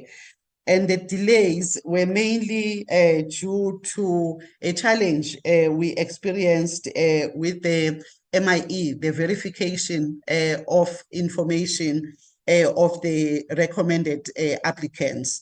We have since dealt with that issue around the service provider that does the verification, the turnaround times and everything that was really a challenge with them. And hence you're seeing this pick up in terms of the filling of those positions that have filled. A few of them, 1 or 2, we couldn't get suitable candidates, but as I'm saying, a very high percentage, we are moving with those. But beside that, we have also advertised, Chair, subsequent to that first batch of 32. We have also advertised, but as I say, the chief director would then just come in and fill in on the details. That's program 1. So it will be the chief director HR together with the head of IT, Chair, if I captured the questions correctly, that will be responding to program 1 matters. And perhaps also the chief financial officer on the financial related questions, because he also falls under program 1. Maybe I would want to guide like that first, Chair, then I will come back as we move from program to program. As Ms. Lamati, you want to just start? Thank you so much, ADG. Good morning, Honorable Chair, honorable members, our Deputy Minister, Acting DG and colleagues. Let me start with a question on vacancies. Who is that? Are you having load shedding that we cannot see your face? If yes, we don't have any problem. This soft voice want to see beautiful Zoleka, face. please show your face. Yes. Oh, yes, yellow bone. Yes. Morning, everyone. Let me then take you through the process as the questions were raised regarding the vacancies. At the end of the fourth quarter, we were 712 in the department. Out of those, 566 positions were permanently filled. Therefore, the difference between 712 and 566 is 146. So that was our vacancy number, which translated at the time to 20.5%. So by the end of March, our vacancy rate was at 20.5. There are quite a number of reasons which are contributing to this. I need to highlight the fact that in that quarter only, we had 43 exits, and we only had 9 new appointments. It therefore tells you that due to the lesser number of new recruits and due to the fact that a lot of employees exited the system, 43 in total, it didn't have much bearing on our vacancy rate. That is why it was sitting on 20.5%. We are also promoting internally in the department. It's a very good thing because it has a way of motivating employees. However, it's killing us in HR because as we recruit, we are creating voids elsewhere. So that is why then, even though we are trying very hard to fill these positions, it doesn't appear as if we are moving away from this 1920 vacancy rate. It is because we are promoting internally in the department. So those are the reasons why we were at 20.5. Indeed, the acting DG is correct. We are currently sitting at 19.1% because we are really trying our level best to ensure that we fill these vacancies timelessly. We are not advertising all the positions that we have at a go because we're mindful of the fact that we do not have enough capacity in HR. So what happens is we would go to the executive management meeting and request that the EMT to highlight for us which ones are the critical positions. Then after they would have been identified, we then go to HR, prepare a submission requesting ADG to approve those that would have been declared as critical. We advertise those. They range around 65 to 70 at a go. We then focus on our energy in ensuring that we fill those positions. And when we see that we are able to breathe a little bit, we then go back to EXCO. So that is the reason why we're not advertising everything at a go. We're also mindful of the fact that posts should be filled within a period of 6 months. So if we can advertise all positions that we have in the department, we'll not be able to fill them within the required stipulated time by the DPSA. ADG will end there. Thank you so much for covering the question about the DG's post. Thank you, Zoleka. And Siaparo on the system, IT system. Thank you, Acting DG. Good morning to the chairperson, the honorable members, our deputy minister, and colleagues. On the issue of the system, I must apologize, I can't show my face. Oh, it's Siaparo Pala from ICT. The network in my area is very shaky. So I must apologize, I can't switch on the video. Yes. The issue of the system, honorable members, it could be because of two things that we did not get the response that we were looking for. One being that perhaps the timing when the tender was advertised, it could be that most of the ICT companies had already closed for the festive season. The other reason that we making an assumption on is that the terms of reference were not providing sufficient information to enable the ICT companies to provide responses on that. What we have since done, we have went back and enriched the document, and then we have also engaged the State Information Technology Agency, SITA, to advertise the tender on behalf of the department. However, SITA came back to us and said they won't advise the tender, but they will undertake the system development on our behalf. Where we are currently, we have finalized the terms of reference as well as the user requirement specification. SITA has sent us a proposal, which we have agreed on. We're waiting for them to sign that proposal so that then we can issue the purchase order and the project can proceed. We've impressed upon SITA that this project is very urgent since it was carried over from the previous financial year, and that we need to have the system live and implemented before the end of the current financial year. And indeed, they've made that commitment that this system will be implemented in the current financial year. I can leave it there, Chairperson. Thank you. Thank you, Siaparo.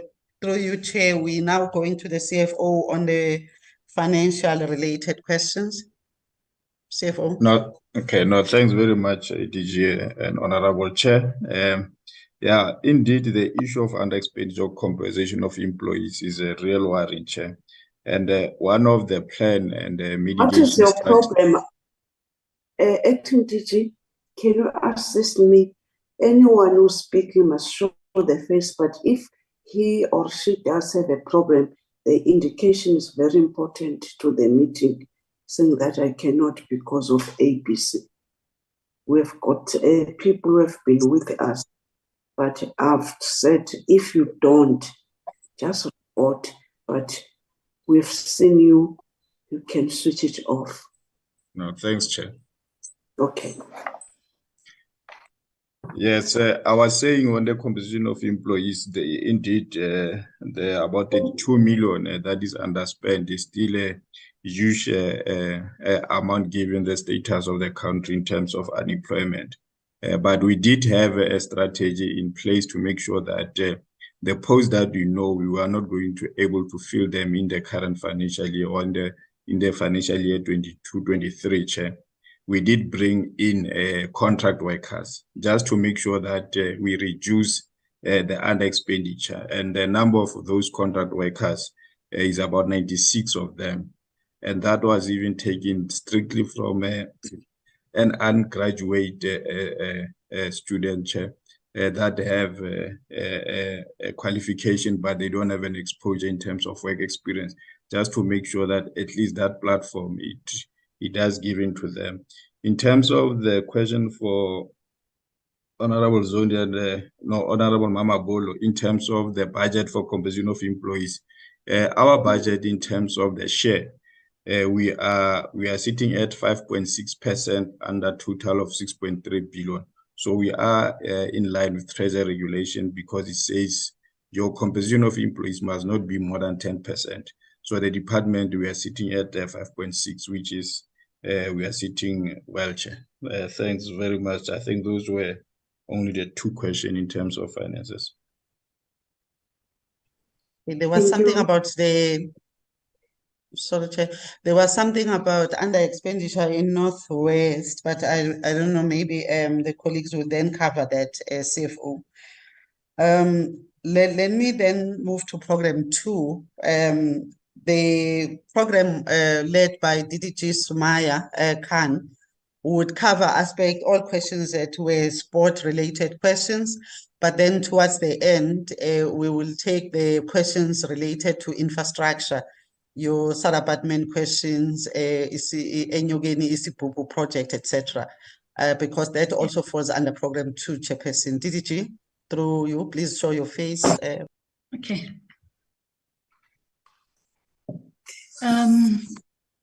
Thank you very much. Good morning, Chairperson.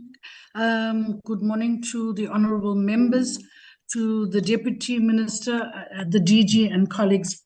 Chairperson, members, thank you very much for... We can see you now, DDG. You can switch off your mic, I mean your video. We've seen you. Okay, thank you. Thank you very much, Chairperson. Okay, Chairperson, I want to start off first so that it covers a lot of the questions that have been asked with regards to the indicators that have not been achieved. Now, this was the fourth quarter report. So when we look at the annual targets, because over the 3 other quarters, there have been overachievement on targets. So if we have to look at the indicator 2.4 and 2.6,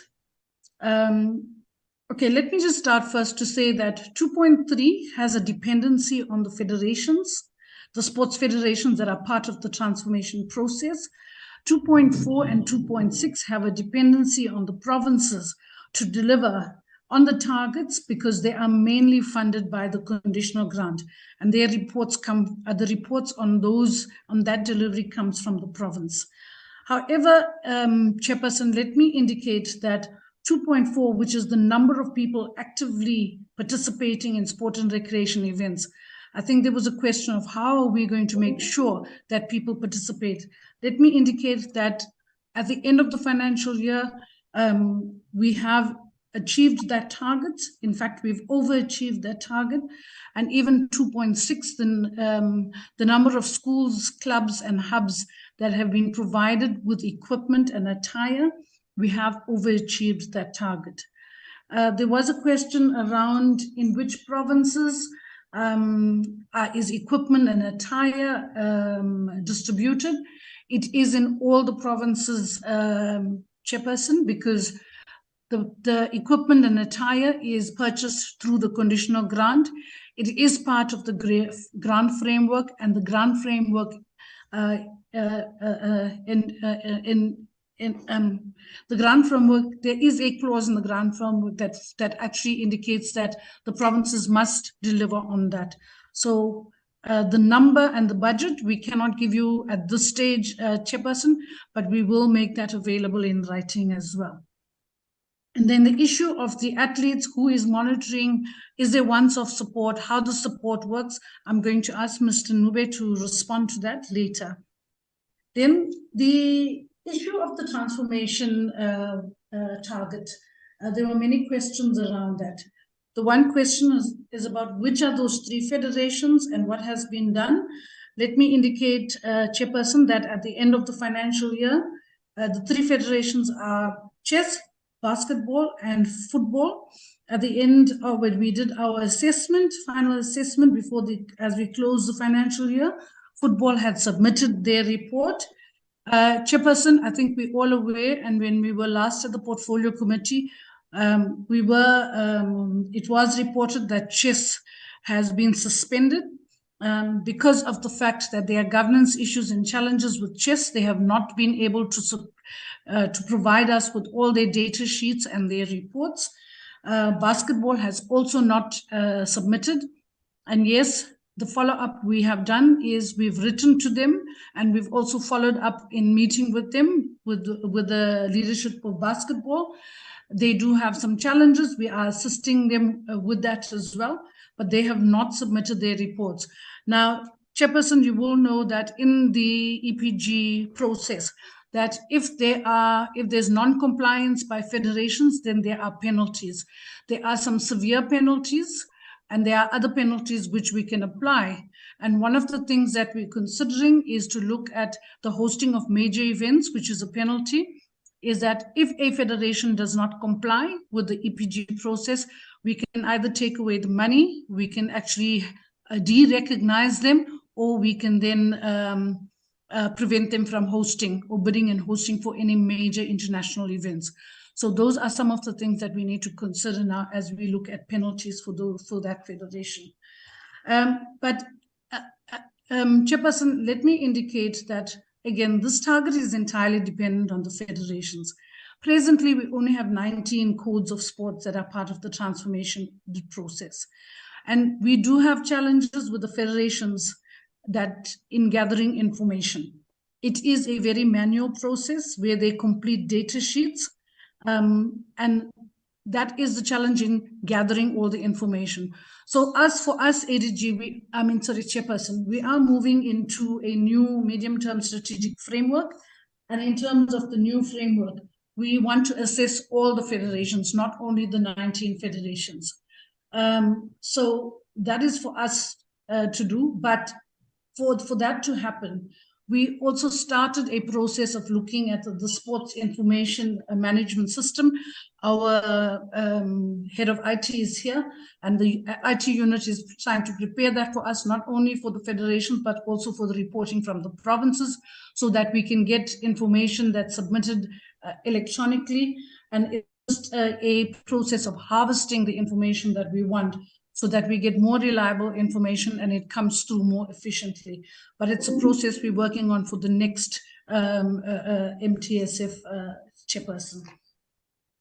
And then, chairperson, to respond to some of the other questions that have been asked, the infrastructure will be answered. We've also, there's a question of how many targets have been carried through to 2023.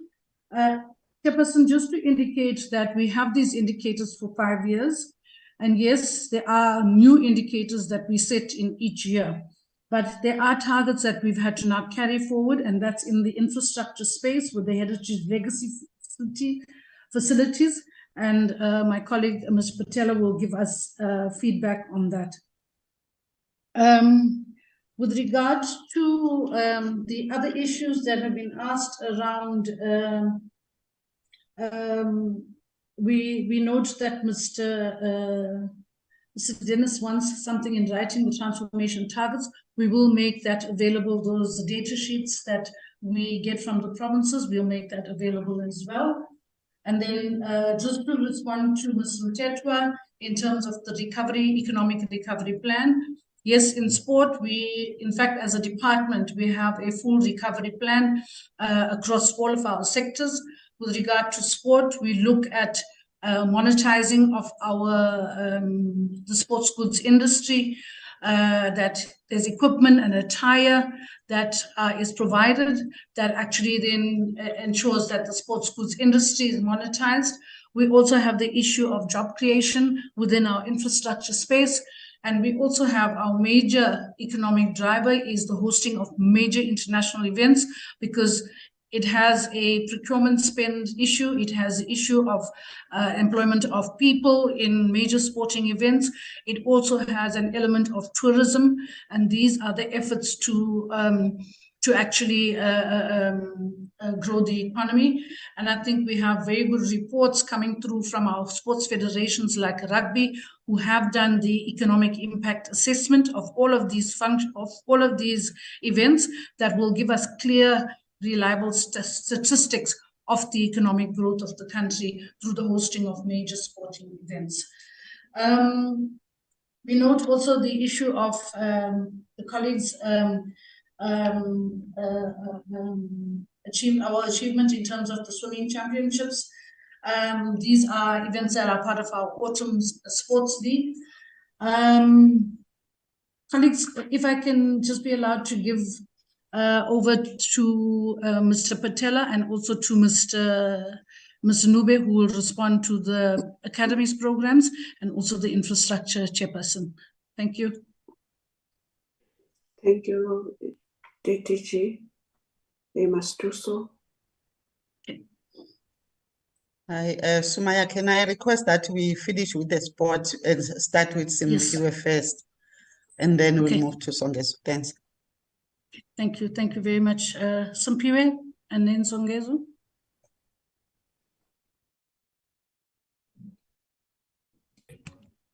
Good afternoon, good morning, Chairperson, and good morning to the members of the Portfolio Committee, and good morning to the Deputy Minister, ADG, and DDGs present and the colleagues.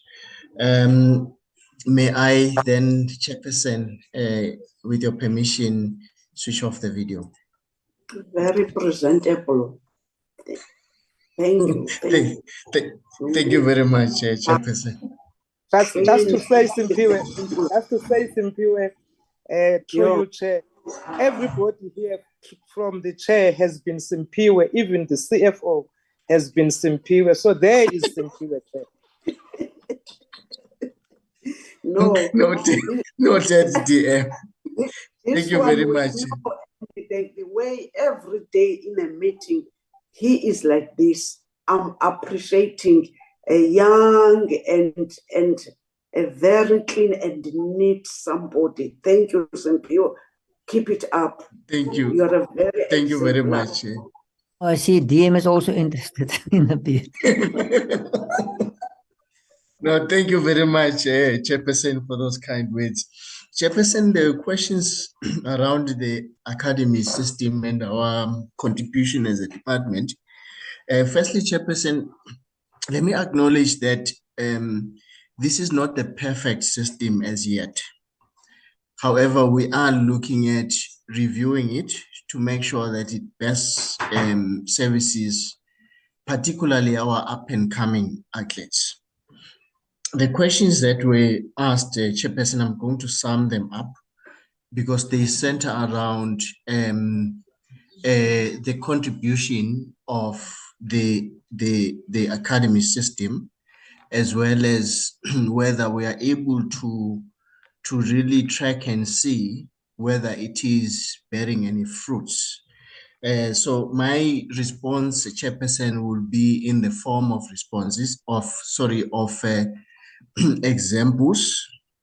Yes, we are working with the provinces to implement this program, and through the provinces and the provincial academies, then they are able to provide support to athletes that are identified by federations. Sometimes the athletes are identified by federations at the national level.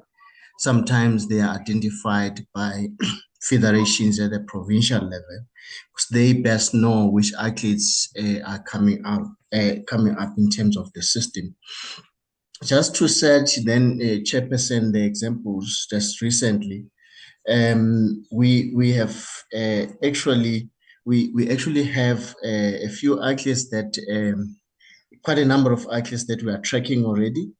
As an example, in recent Shendu Games, which were the USA Games, we actually had quite a number of athletes such as Banele Shabangu in 200 meters, came back with bronze. That's the athlete that is from Mpumalanga, supported through the academy there. Nigite Mahani from Eastern Cape made it to the semi-finals of the high jump at the same event in China. And we can note, for instance, from Northwest, Peter Kotsia came back with a number of medals at the Commonwealth Games, 100 meters, 200 meters, 50 meters breaststroke. But what is also notable, Chair, which we have been insisting on, particularly when it comes to a code such as swimming, which has over the years brought back medals at international events. However, we've been impressing upon the fact that whilst we appreciate the medals, we are not seeing the demographics changing in that space. And they are responding to that call, and they are very promising athletes such as Abongile James, Ufenze Munamang, who recently at the Kana a swimming championship actually made it to the team, and they are being tracked as well.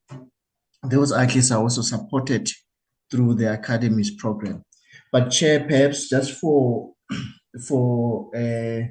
information, Chair, on the number of athletes, about 116 athletes that went to the AUSC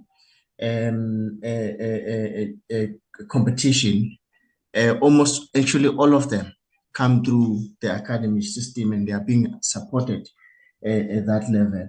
We also, Chair, this year working with the Banyana coach, we then agreed with the provincial academies to provide support to the athletes, the players who actually went to the World Cup, most of them that are based in the respective provinces. And perhaps that's just one of the contributions that we we never really mentioned, but it is work that we managed to do as part of our intervention and contribution, Chair. So I thought I should use examples. The list is endless, just to demonstrate that whilst it's not a perfect program, which we are indeed reviewing to make sure that we eliminate some of the deficiencies we identified, it is there are certain lessons that we can already take from the program as we review it and make sure that it's effective. Thank you very much, Chairperson and the members. I hope I have tried and attempted to answer the questions around the contribution of academies and how we are, whether we are able to track the impact thereof in terms of athlete development. Thank you. Thank you, Sue.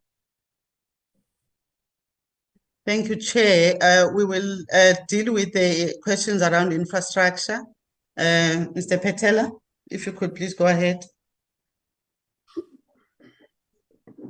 Show your face, Songezo.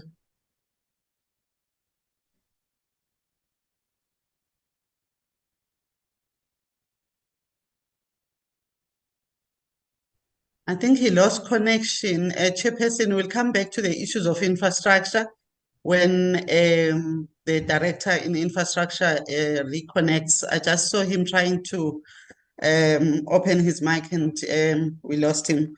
So, Chair, I would want to then move to program 3. We will come back to the issues related to infrastructure in program 2.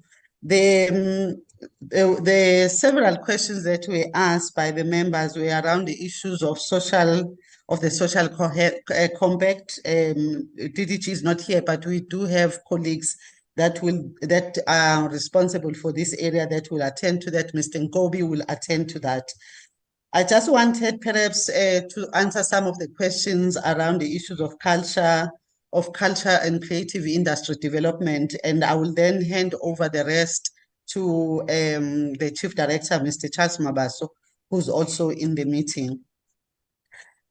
Just on the question from Honorable Zondi on the issue of why we are not reporting on the number of bursaries for the development of language practitioners, it's because it was not due for reporting under quota 4, Honorable Member. It was reported under quota 3. So it was already achieved under quota 3. So it doesn't then get reported again in the next quarter because each of the targets fall under particular quotas. But you will see that in the annual performance reports because then it shows the overall. This one was just focusing on quota 4 only. On the question with regard to the language practitioners, I think from Honorable Van Dyke, she was also on the issue of language practitioners. I would want to just indicate that it's been almost 18 years, Honorable Member, that the department has been giving out bursaries to language practitioners. And each year, like for instance, the last financial year that we are talking about in this meeting, we had supported 312 or given bursaries to 312 young people that are in different higher education institutions. The target was 250, but 312 were given bursaries. That is mainly because the per cost of the what the young person is studying differs from university to university or higher education institutions to higher education institutions. So you'll find that some of the higher education institutions are able to award to more than what we had projected. We do not pay directly to the language practitioners or to the young, the bursary recipients. We pay the universities or the higher education institutions. As I said, it's been going on for about 18 years. We have the total budget that was allocated over the years, but from 2009, unfortunately, I do not have a figure right now from 2004, but from 2009 to date, the total budget that has gone towards that is 86 million that has gone towards awarding bursaries. And the area of jobs and whether they have actually been placed in jobs, it's one of the areas that as a department we have worried about, and we as a result incorporating as of this when we do the next MTSF, because we had not accommodated it in the MTSF that is finishing this financial year 23-24. We have accommodated the issue of placements, because we've taken cognizant of the fact that over and above us giving bursaries, yes, they do secure jobs on their own, but we also need to assist the process. And that is the strategy that we have adopted. Also from Honorable Member Van Dijk, the question was explaining market access project, what are those and what is the budget that goes towards that. This particular one, it basically is what the performance indicator says. The number of local and international market access platforms where we financially supporting. This is where the artists have secured platforms mainly internationally, with the opening up of the world after COVID-19. That has been the focus in terms of when you have secured a platform, we are able then to assist. So it falls under two different performance indicators. It would be this one, or it would be the one that talks to MGE under Touring Ventures, where people would be going to participate in exhibitions or be part of some of the festivals that they themselves have secured, but we always want proof before we can confirm any such funding. So this would also incorporate, Honorable Member, platforms locally, where artists would actually be exposed and also be able to create networks. Exposed in terms of, for instance, the South African Literary Awards, where awards are given to authors, publishers, etc., but also other forms of awards which create platforms for exposure and, as I say, building the network of that particular artist. And the budget in terms of, for instance, the year that we are reporting on towards that is 36 million. I hope I'm responding to the question that came from Honorable Van Dijk. From Honorable Joseph, I would want to just address the question on SACO. By just simple saying, the answer to your question, Honorable Member, is yes. The SACO reports are now incorporating sport in terms of research and feasibility studies and sorry, not feasibility studies, the research and other impact studies that are actually done within the space of the South African Cultural Observatory. We were able to do that as of this financial year, 2023-24, because a new tender was advertised and we went through a new tender process. In the previous round, we had to actually engage with SACO more on ad hoc basis because it wasn't part of the tender. But this time around, for the next 5 years, it's part of the tender, which will mean any research that is being done will both be in the field of the cultural and creative industry, the heritage space, and also the sports space. On the questions from Honorable Mthethwa, yes, and I think I've said this in the last meeting as well. The difference between what sport is able to do and what the cultural and creative industry is able to do is enabled by the legislated environment. So in sport is, they came into the department already far advanced in terms of creating that enabling environment through legislation, through policies. However, in the space of the cultural and creative sector, Honorable Member, we have also made strides around that in the area of arts and culture. For instance, using the revised white paper, Arts, Culture and Heritage as a fallback or the basis of what we are now developing. Already, we have got the theatre and dance policy, which any day now we are hoping that Cabinet will announce that it's been approved. It's gone through the processes of consultation, public hearings, and it's at the point of approval. It's not the only policy. We've started with the processes of the development of the music policy, books and publishing policy, design policy, and the others. All of them are defined within the revised white paper.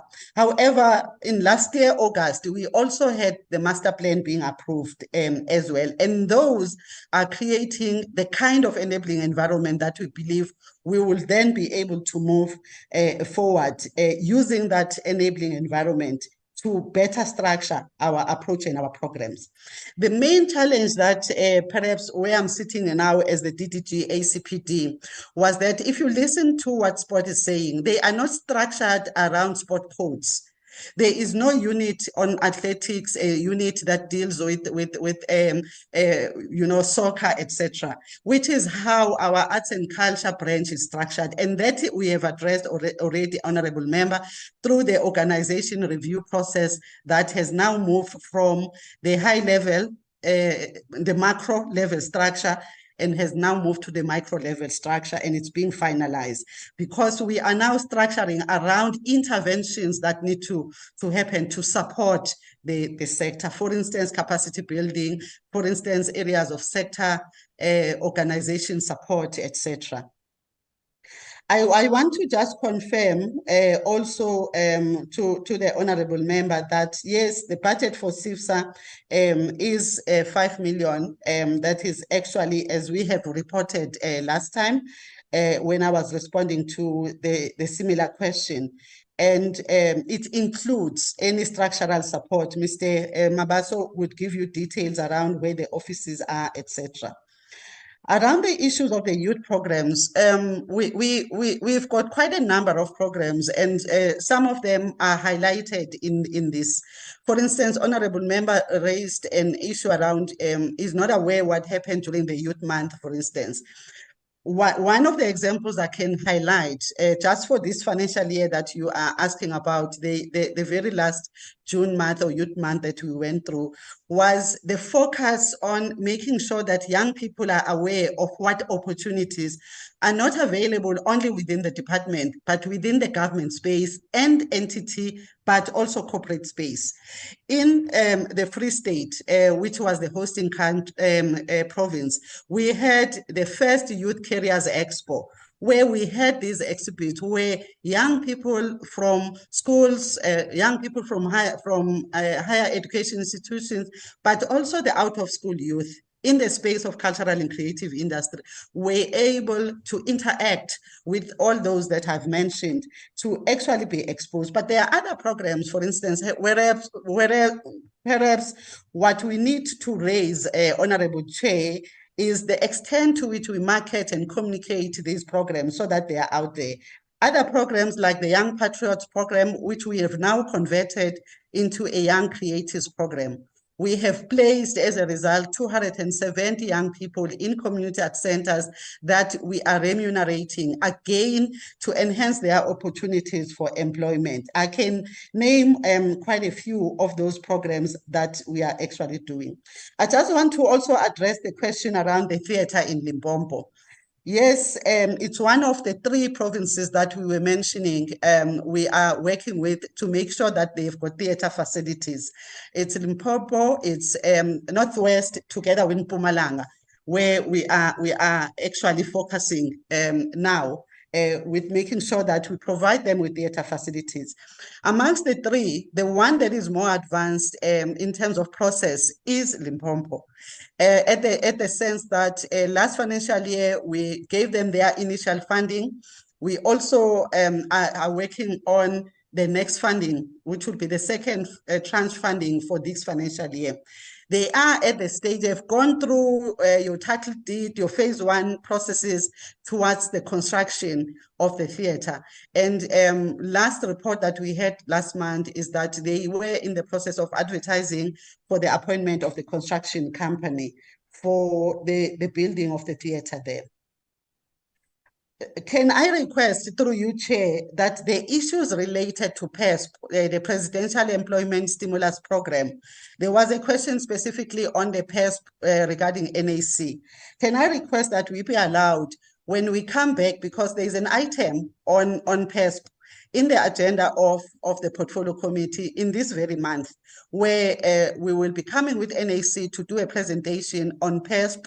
We will first do an overview of all the implementing entities of PESP. So I am requesting through you, Chairperson, that question we don't address in this meeting, but we address when we come back. I think it's on the 21st of September, if I'm not mistaken.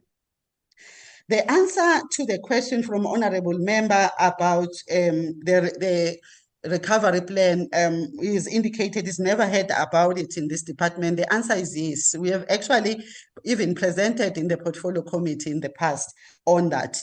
Like all departments, we also developed the economic reconstruction and recovery plan. We do have it in place, Honorable Member, and it is phased as according to how our research, what came out of our research in terms of the survival rate of each of the cultural domains. You would be aware that in terms of the classification, we have about 6 of those cultural domains, and our strategy is structured around the survival at the level at which each of those particular cultural domains were able to survive during the COVID-19, structured in that particular sense. So I would, maybe lastly, let me also address the question on the Downtown Music Hub. There is no allocated budget. It's not correct, Honorable Member. There is a budget that is allocated ever since the 3 years that I've been in the department. Annually, the Downtown Music Hub has been given 6 million in total every year, including this year, that the 2022-23 that we are reporting on. So each of those years, they have been allocated 6 million and they have been paid 6 million each of those years. There are other problems that we are dealing with around the issue of the building itself, around the issue of asset ownership, that we have a team that was put together between ourselves, NAC, and Downtown Music Hub to deal with those particular issues in terms of how we can be able to address them. I would at this stage like to request through you, Chairperson, that Charles responds to the questions on cultural and creative industry that I might not have covered. And then on the issues of social compact and the questions on implementation, and Nhlanhla Nkobi would then address those questions. Thank you very much, Chairperson. Through you, Charles. Show your face first, please. Thank you. Thank you, ADG. I hope I'm trying to show my face. The camera is not responding. My apologies. It's responding, but not really. We've seen you are on your suits also yourself. Yes, there you no. Thank you. Thank you, Chairperson. We can switch it off now, Mr. Mabaso. Okay, we've seen you. Thank you. Thank you, DM. Thank you, honorable members. I will respond to the ADG has covered most of the questions, but on the issue of CIFSA, Honorable Mteto has asked in terms of what are the deliverables and where is CIFSA located. In terms of the location, their offices, they are renting a space at the Baseline music place in Johannesburg, Newtown. That's where their offices are located, at Baseline, Johannesburg, next to the Market Theatre. With regard to actually what are the deliverables on the support that we give them, we, on an annual basis, CIFSA presents to us a business plan, which includes, indicating the operations, but also the programs that they're going to engage in.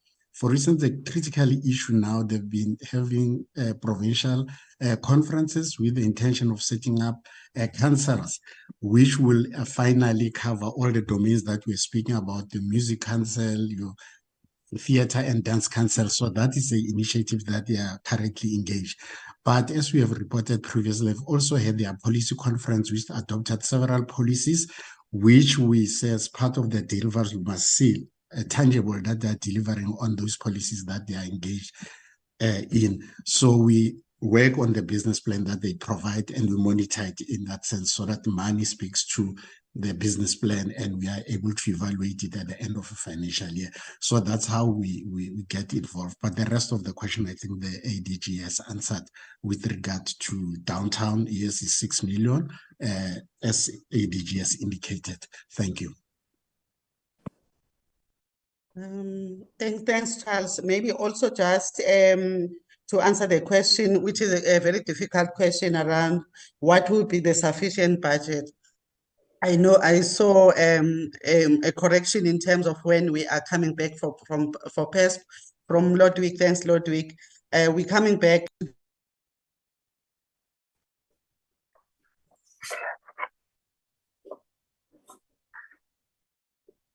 Sorry, Chair, I'm talking. I didn't see that. I did not unmute. My apologies. I am talking.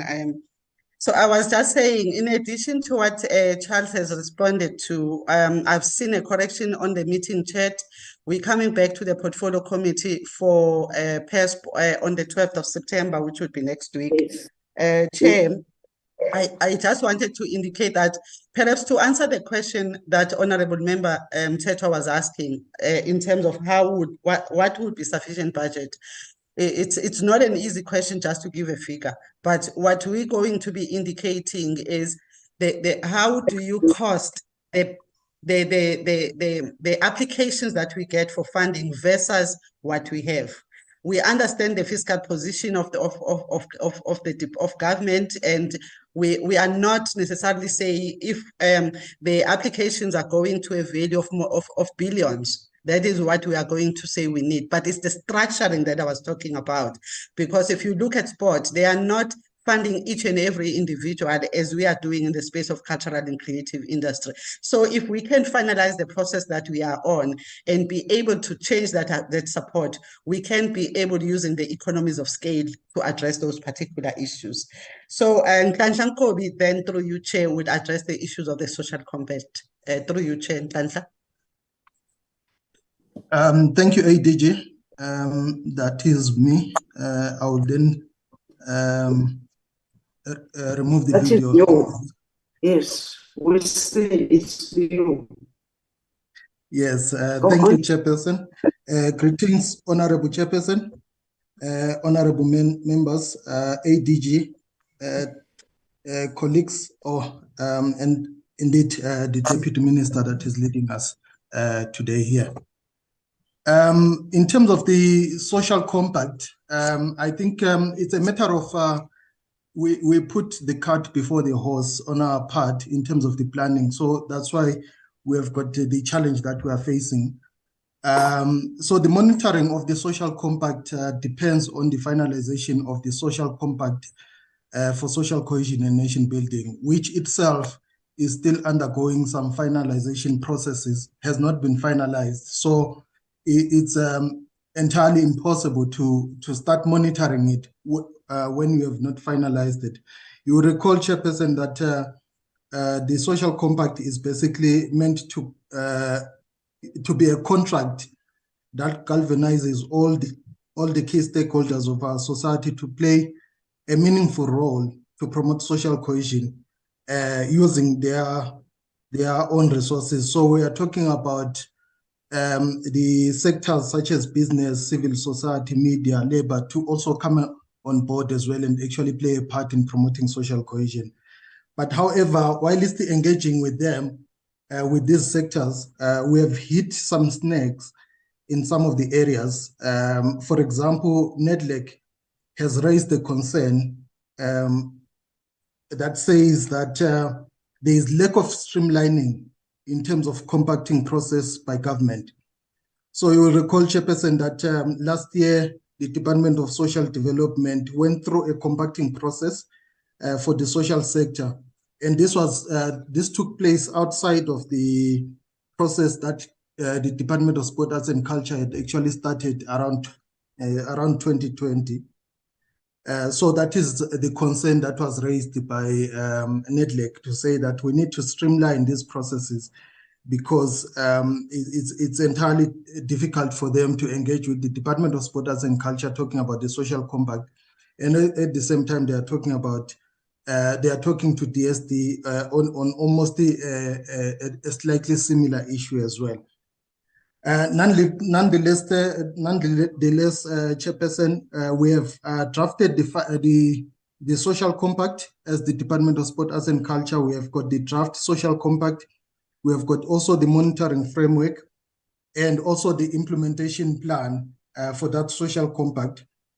And then on the 14th of September, we will be engaging various sectors, for example, business, labor, to come together so that we can go through the draft and also consider some of the dynamics that are involved.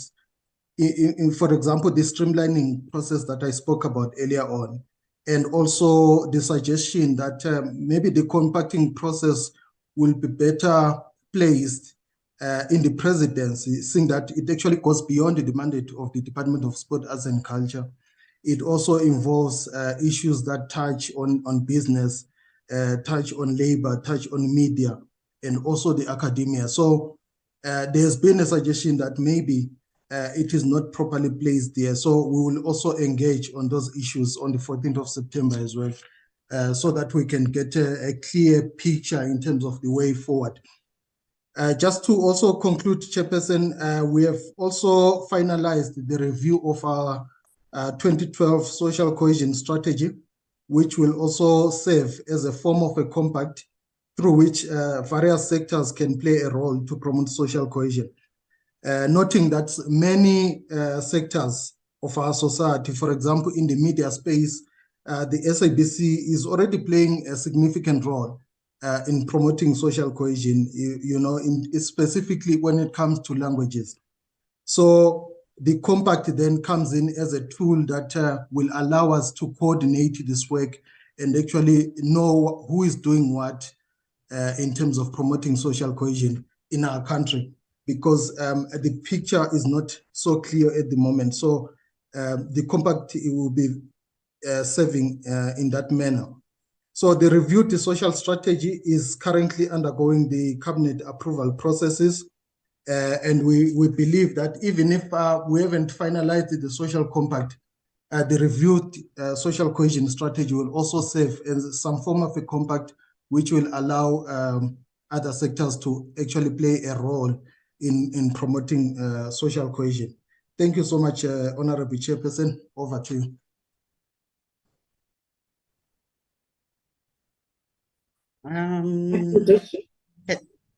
Can I go on, Chair? Yes. We're just about to finish. We're going to program 4. I will hand over to DDG Ndima on questions from his branch. Thank you very much. DDG. Thank you very much, ADG. Thank you, Chairperson, the Deputy Minister, honorable members of the committee, the advisors of the Minister present. I can now hide my face. I'm responding. I'm seeing that you are amongst the senior leaders in the department, and then you are leading by example to be really official, who's very presentable. Maybe was simply they are looking at the legend of the department. I think we've seen you. Thank you very much, Chairperson. Thank you so much.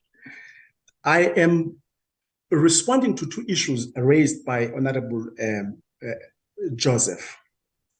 One matter was around under expenditure on 2 provinces, which is Mpumalanga and Limpopo, on the conditional grant. And the second item was about the I Am the Flag campaign. So let me start with the matter of the conditional, the under expenditure under expenditure on conditional grant. But also, I would like to first speak to the two provinces that Honorable Dennis spoke about. For instance, Limpopo underspent on infrastructure because of the appointment of alternative contractors for Flyfontaine, Chaulu, and Sekhukhune, which could not be done on time. And you will see, Honorable Dennis or Joseph, that this is a challenge throughout the provinces, the whole issue of infrastructure development. It's a cause for concern, because you find out that the issue of the appointment of contractors, sometimes the contractors are appointed, and then in the middle of the task, they then just run out of resources because they might have even right from the beginning put forward tenders that could have been seen to be cheap, but ultimately they are unable to do the work. Now, also when it comes to Mpumalanga, you see that there's slow progress in Newtown community because of community disruption, and also the under expenditure on the capital budgets. Northern Cape, now I want to move to say, Honorable Joseph, it's not just those two provinces. You have challenges also in the Northern Cape, where also there was a challenge with the main contractor who was building that depot. The issue was between the main contractor and the subcontractors. They were off-site for some time. And then in Gauteng, also there was issue of filling of posts and the procurement of library material. And that's why you also can see the level of under expenditure there. And Northwest also, if you look at the under expenditure there, it was delayed procurement of modular libraries, also work stoppages in Wolmanstad, and that had an impact on the implementation of projects. So that's the main issue. There are issues of infrastructure development, but there's also issue of disruptions, community disruptions that are becoming endemic in our society, that also have an impact on the pace of implementing library projects. Now, on the I Am the Flag, the Honorable just asked the question around the budget. The entire Bureau of Heraldry, I think it is, it has a budget of 7.2 million. But out of that 7.2 million, 4.5 is actually spent on the buying standard flags, handheld flags, workshops that we do in schools and with educators. Now, I Am the Flag campaign. It is a campaign that is trying to demonstrate the centrality of the flag for every South African. But beyond just South African citizens, the players, as they leave our shores to represent us outside South Africa, we make it a point that there are those ceremonies where we hand over the flag as emblematic of the nation, that when you leave and you go there, you should know that you are representing the country. But also the significance of this flag being the fact that it is a post-apartheid flag that represents the break with the past, but also that shows that movement from divergence to convergence, which is an ideal of this state. So we normally do this as a symbol of that particular unit and as the symbol of freedom. But then, Honorable Joseph, there is another project which is it's part of the APP, which is about the workshops that we conduct with educators as well as with schools, where we are just teaching the students as well as the educators about the whole range of national symbols, not just the flag, the national symbols in their entirety, but not just the symbols, also the national orders, awards, so that they can understand, students understand the significance of those particular symbols. Now, you also ask Honorable Joseph about whether there are any plans to monumentalize the flag. No, there is no plan to do that. We have shifted our focus in a big way towards education, so that there is a very clear understanding of what these symbols are all about, how they came about, because all these symbols, all of them without any exception, they were heralded by a new democratic dispensation. Thank you very much. Thank you very much, Honorable Chair. We have tried to address the questions that were addressed to us as a department, and if there is anything we might have missed, we'll get indication, Chair. I'm not sure whether DM wants to come now, but I want to hand back to you, Chairperson. Maybe DM might come at the end. Because now I want to do a closing remarks, and those closing remarks maybe then I will be giving you DM to say something. Whose song is on now? Patela. I am from the infrastructure of the department. I didn't able to get in, but I've seen somebody you can add, because DDG must just have something about infrastructure, but Songeza, if you see that there are gaps or something that you want to add, take it.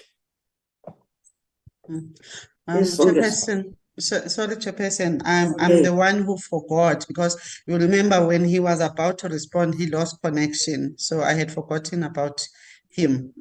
So thanks for accommodating him. Thanks, Chair. Songeza. No problem. We needed that information. Thank you, because there are questions related to that. Thank you, to DG Songeza. Okay, thank you, Chair, and good morning, Chair, and good morning, honorable members, DG, and my colleagues. I have shown my face, and I kindly request to now disappear.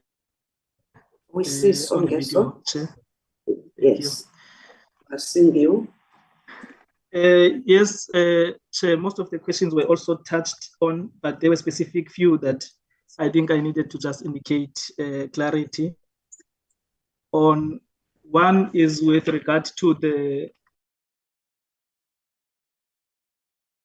progress there on that project. Quickly, Chairperson, the progress on that project is that we are doing planning, and that includes reviewing of previous design, and also doing documentation, and in preparation for the appointment of the new contractor to complete that project. I don't want to go back to the issue that DG already indicated in the presentation, that the previous contractor had terminated the contract with the Public Works. We are. Songeza, again, the network, it's dealing with him, like myself in the morning. Acting DG, I now asking that Songeza must write down those responses, because he can't go on. Okay, no, thank you very much, Chairperson. I think we will then submit a written response on all the issues related to infrastructure. We apologize for that, yes. Can at this stage, mine are not very questions, are closing remarks, which those closing remarks will assist that the DM maybe when he's talking to us, maybe she can reflect. I'm taking this opportunity to thank everyone who is in this platform with a very informative information, with a very constructive and very informative questions from the members. As Usongezwa, it's landing. I'm suspecting this is not your office's problem. We requested as this committee to go and see the Sarah Batman problem, and upon the changing of every now and then of the program of Parliament, changed by all the leaders of Parliament, as one year we didn't manage to be given a task to go and look at it. If you still remember, we were even wanting to go and relook on of this thing next door of ours. Mandela,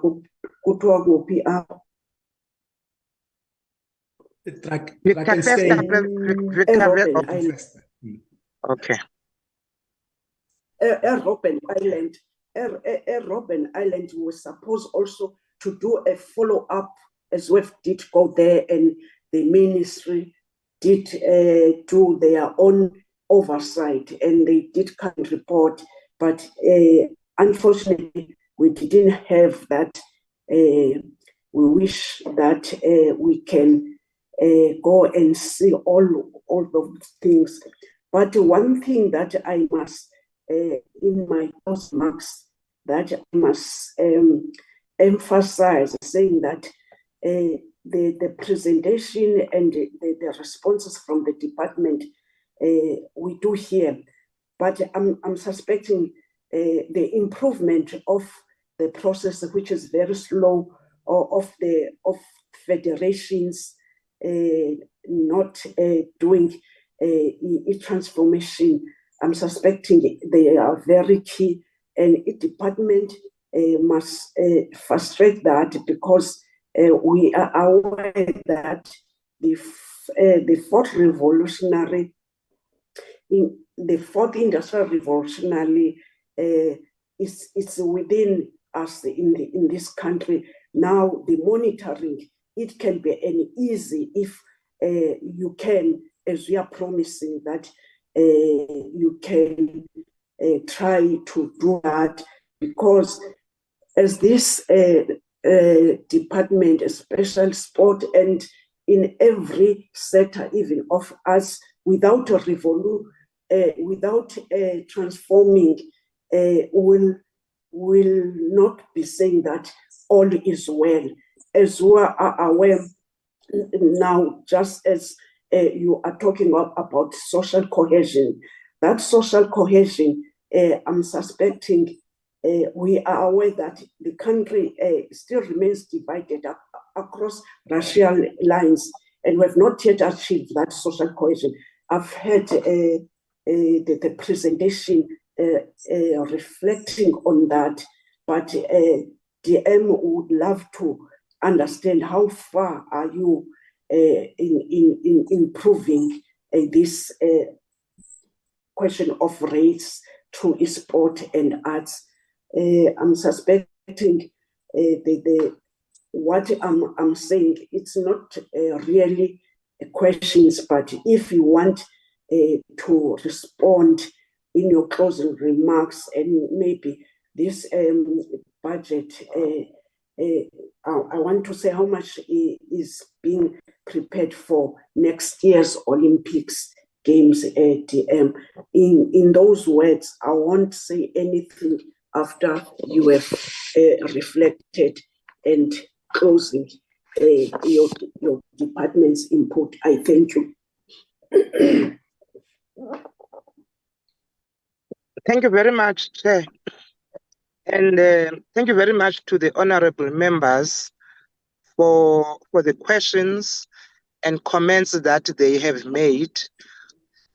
When we come to the portfolio committee, many a times it is to make sure that the work that we do, as you do oversight, you are able to help us to improve, because some of your questions direct us directly on the things that we must improve upon. We take note of that, and I want to assure the honorable members that as this was the fourth quarter report, when we come back to present now the annual performance, I'm hoping that the areas that you have identified now on this fourth quarter report, you would able to see progress that would have been made on the overall performance on the department. And I'm hoping that one area that Chair is raising, which is the area of the social compact, and which is a very critical issue with dealing with the issues of social cohesion, we will come and give a better report. But I want to agree with members on one thing, that for the department not to have met the targets, if we put ourselves that we want in this quarter to meet 43 targets and we are not able to meet 43 targets, there are 8 that we could not meet. That impacts on service delivery. That also impacts on the budget. So the questions that we have raised are actually saying to us, it is not enough that you come and even if you give the explanations of why you have not met the targets, but for the portfolio committee, it is important that we spend the money that the taxpayers has allocated to this department and we meet the targets. And we want to appreciate that. And therefore, Chair, without trying to get into any details of trying to be defensive on the issues, we want to take into account and actually submit to the portfolio committee that we want to say to the members of the portfolio committee, we have taken copious notes on the areas that you have raised, and we want to assure the portfolio committee that those will be attended to. Those questions that we could not respond to, as acting DG has said, those that members have asked that but were not in the fourth quarter report necessarily, but are questions that are very pertinent to the functioning of the department. We are then saying we will respond to those in writing. And we want to assure you that those responses will be with you, Chair, in the next week. By the time we come back to the portfolio committee, those responses will be with you. I just want to thank the honorable members and thank you, Chair. I know that you had challenges in the beginning with load shedding, but here we are.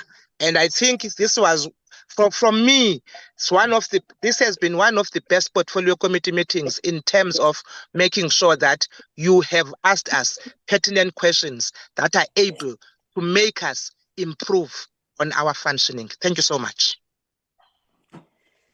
Honorable members, now whilst I'm closing the meeting, not the comments, we are appreciating DM that when the ministry having some task,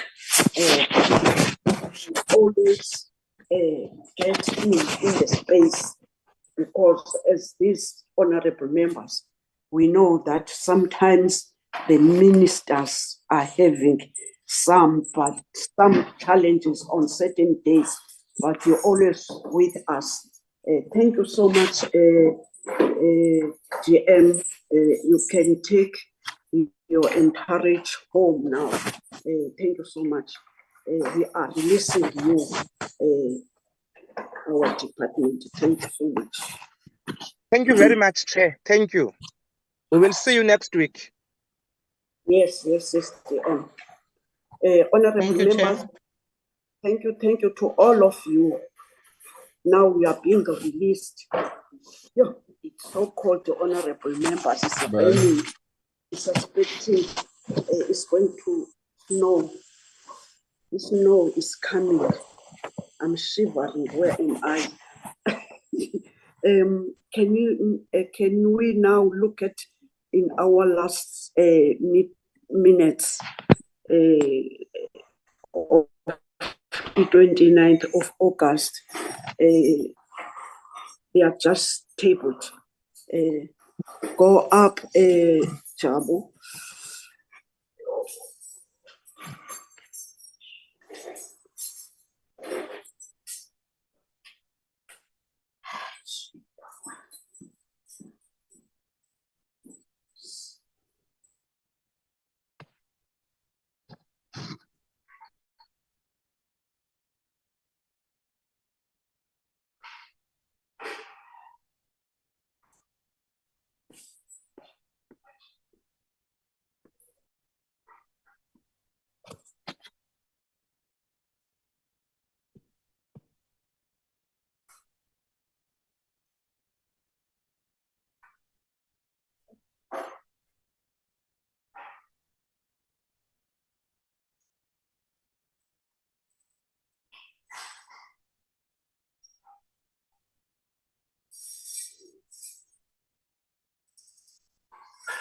Honorable members, I'm tabling these minutes to you in order that you must adopt them. I've seen already the hand of Honorable Zondi. Thank you, Chair. I propose to take the minute as presented to us, that the true reflection of what we discussed in the last meeting. Thank you, Honorable Zondi. Honorable Sibia.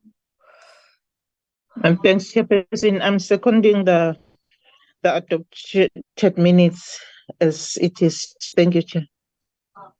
Thank you, honorable members. Let me say that now we've adopted the minutes, and I don't see any other view. Can I, Honorable Dennis? Chairperson, thank you. No, I appreciate the staff preparation of the minutes, but what I want to say, Chairperson, I note out of this minutes and the meeting we had, that 6 parties actually attended the committee meeting, which shows an increase in the interest in sports, arts and culture in the department, which is good news. Chairperson, thank you. Thank you, Honorable Dennis. Honorable members, let me take this opportunity to thank our staff. I will always reminding you and telling you how good are they, and even now we're having our new researchers which are with us today. It's unfortunate that when we started, I didn't have chance, but I've seen even the work that they've done. They are hands-on. It's because when they arrived in the contingents of people who have been helping us without them. But I'm suspecting as we're coming to the end of the term, even our contributions are very, very effective.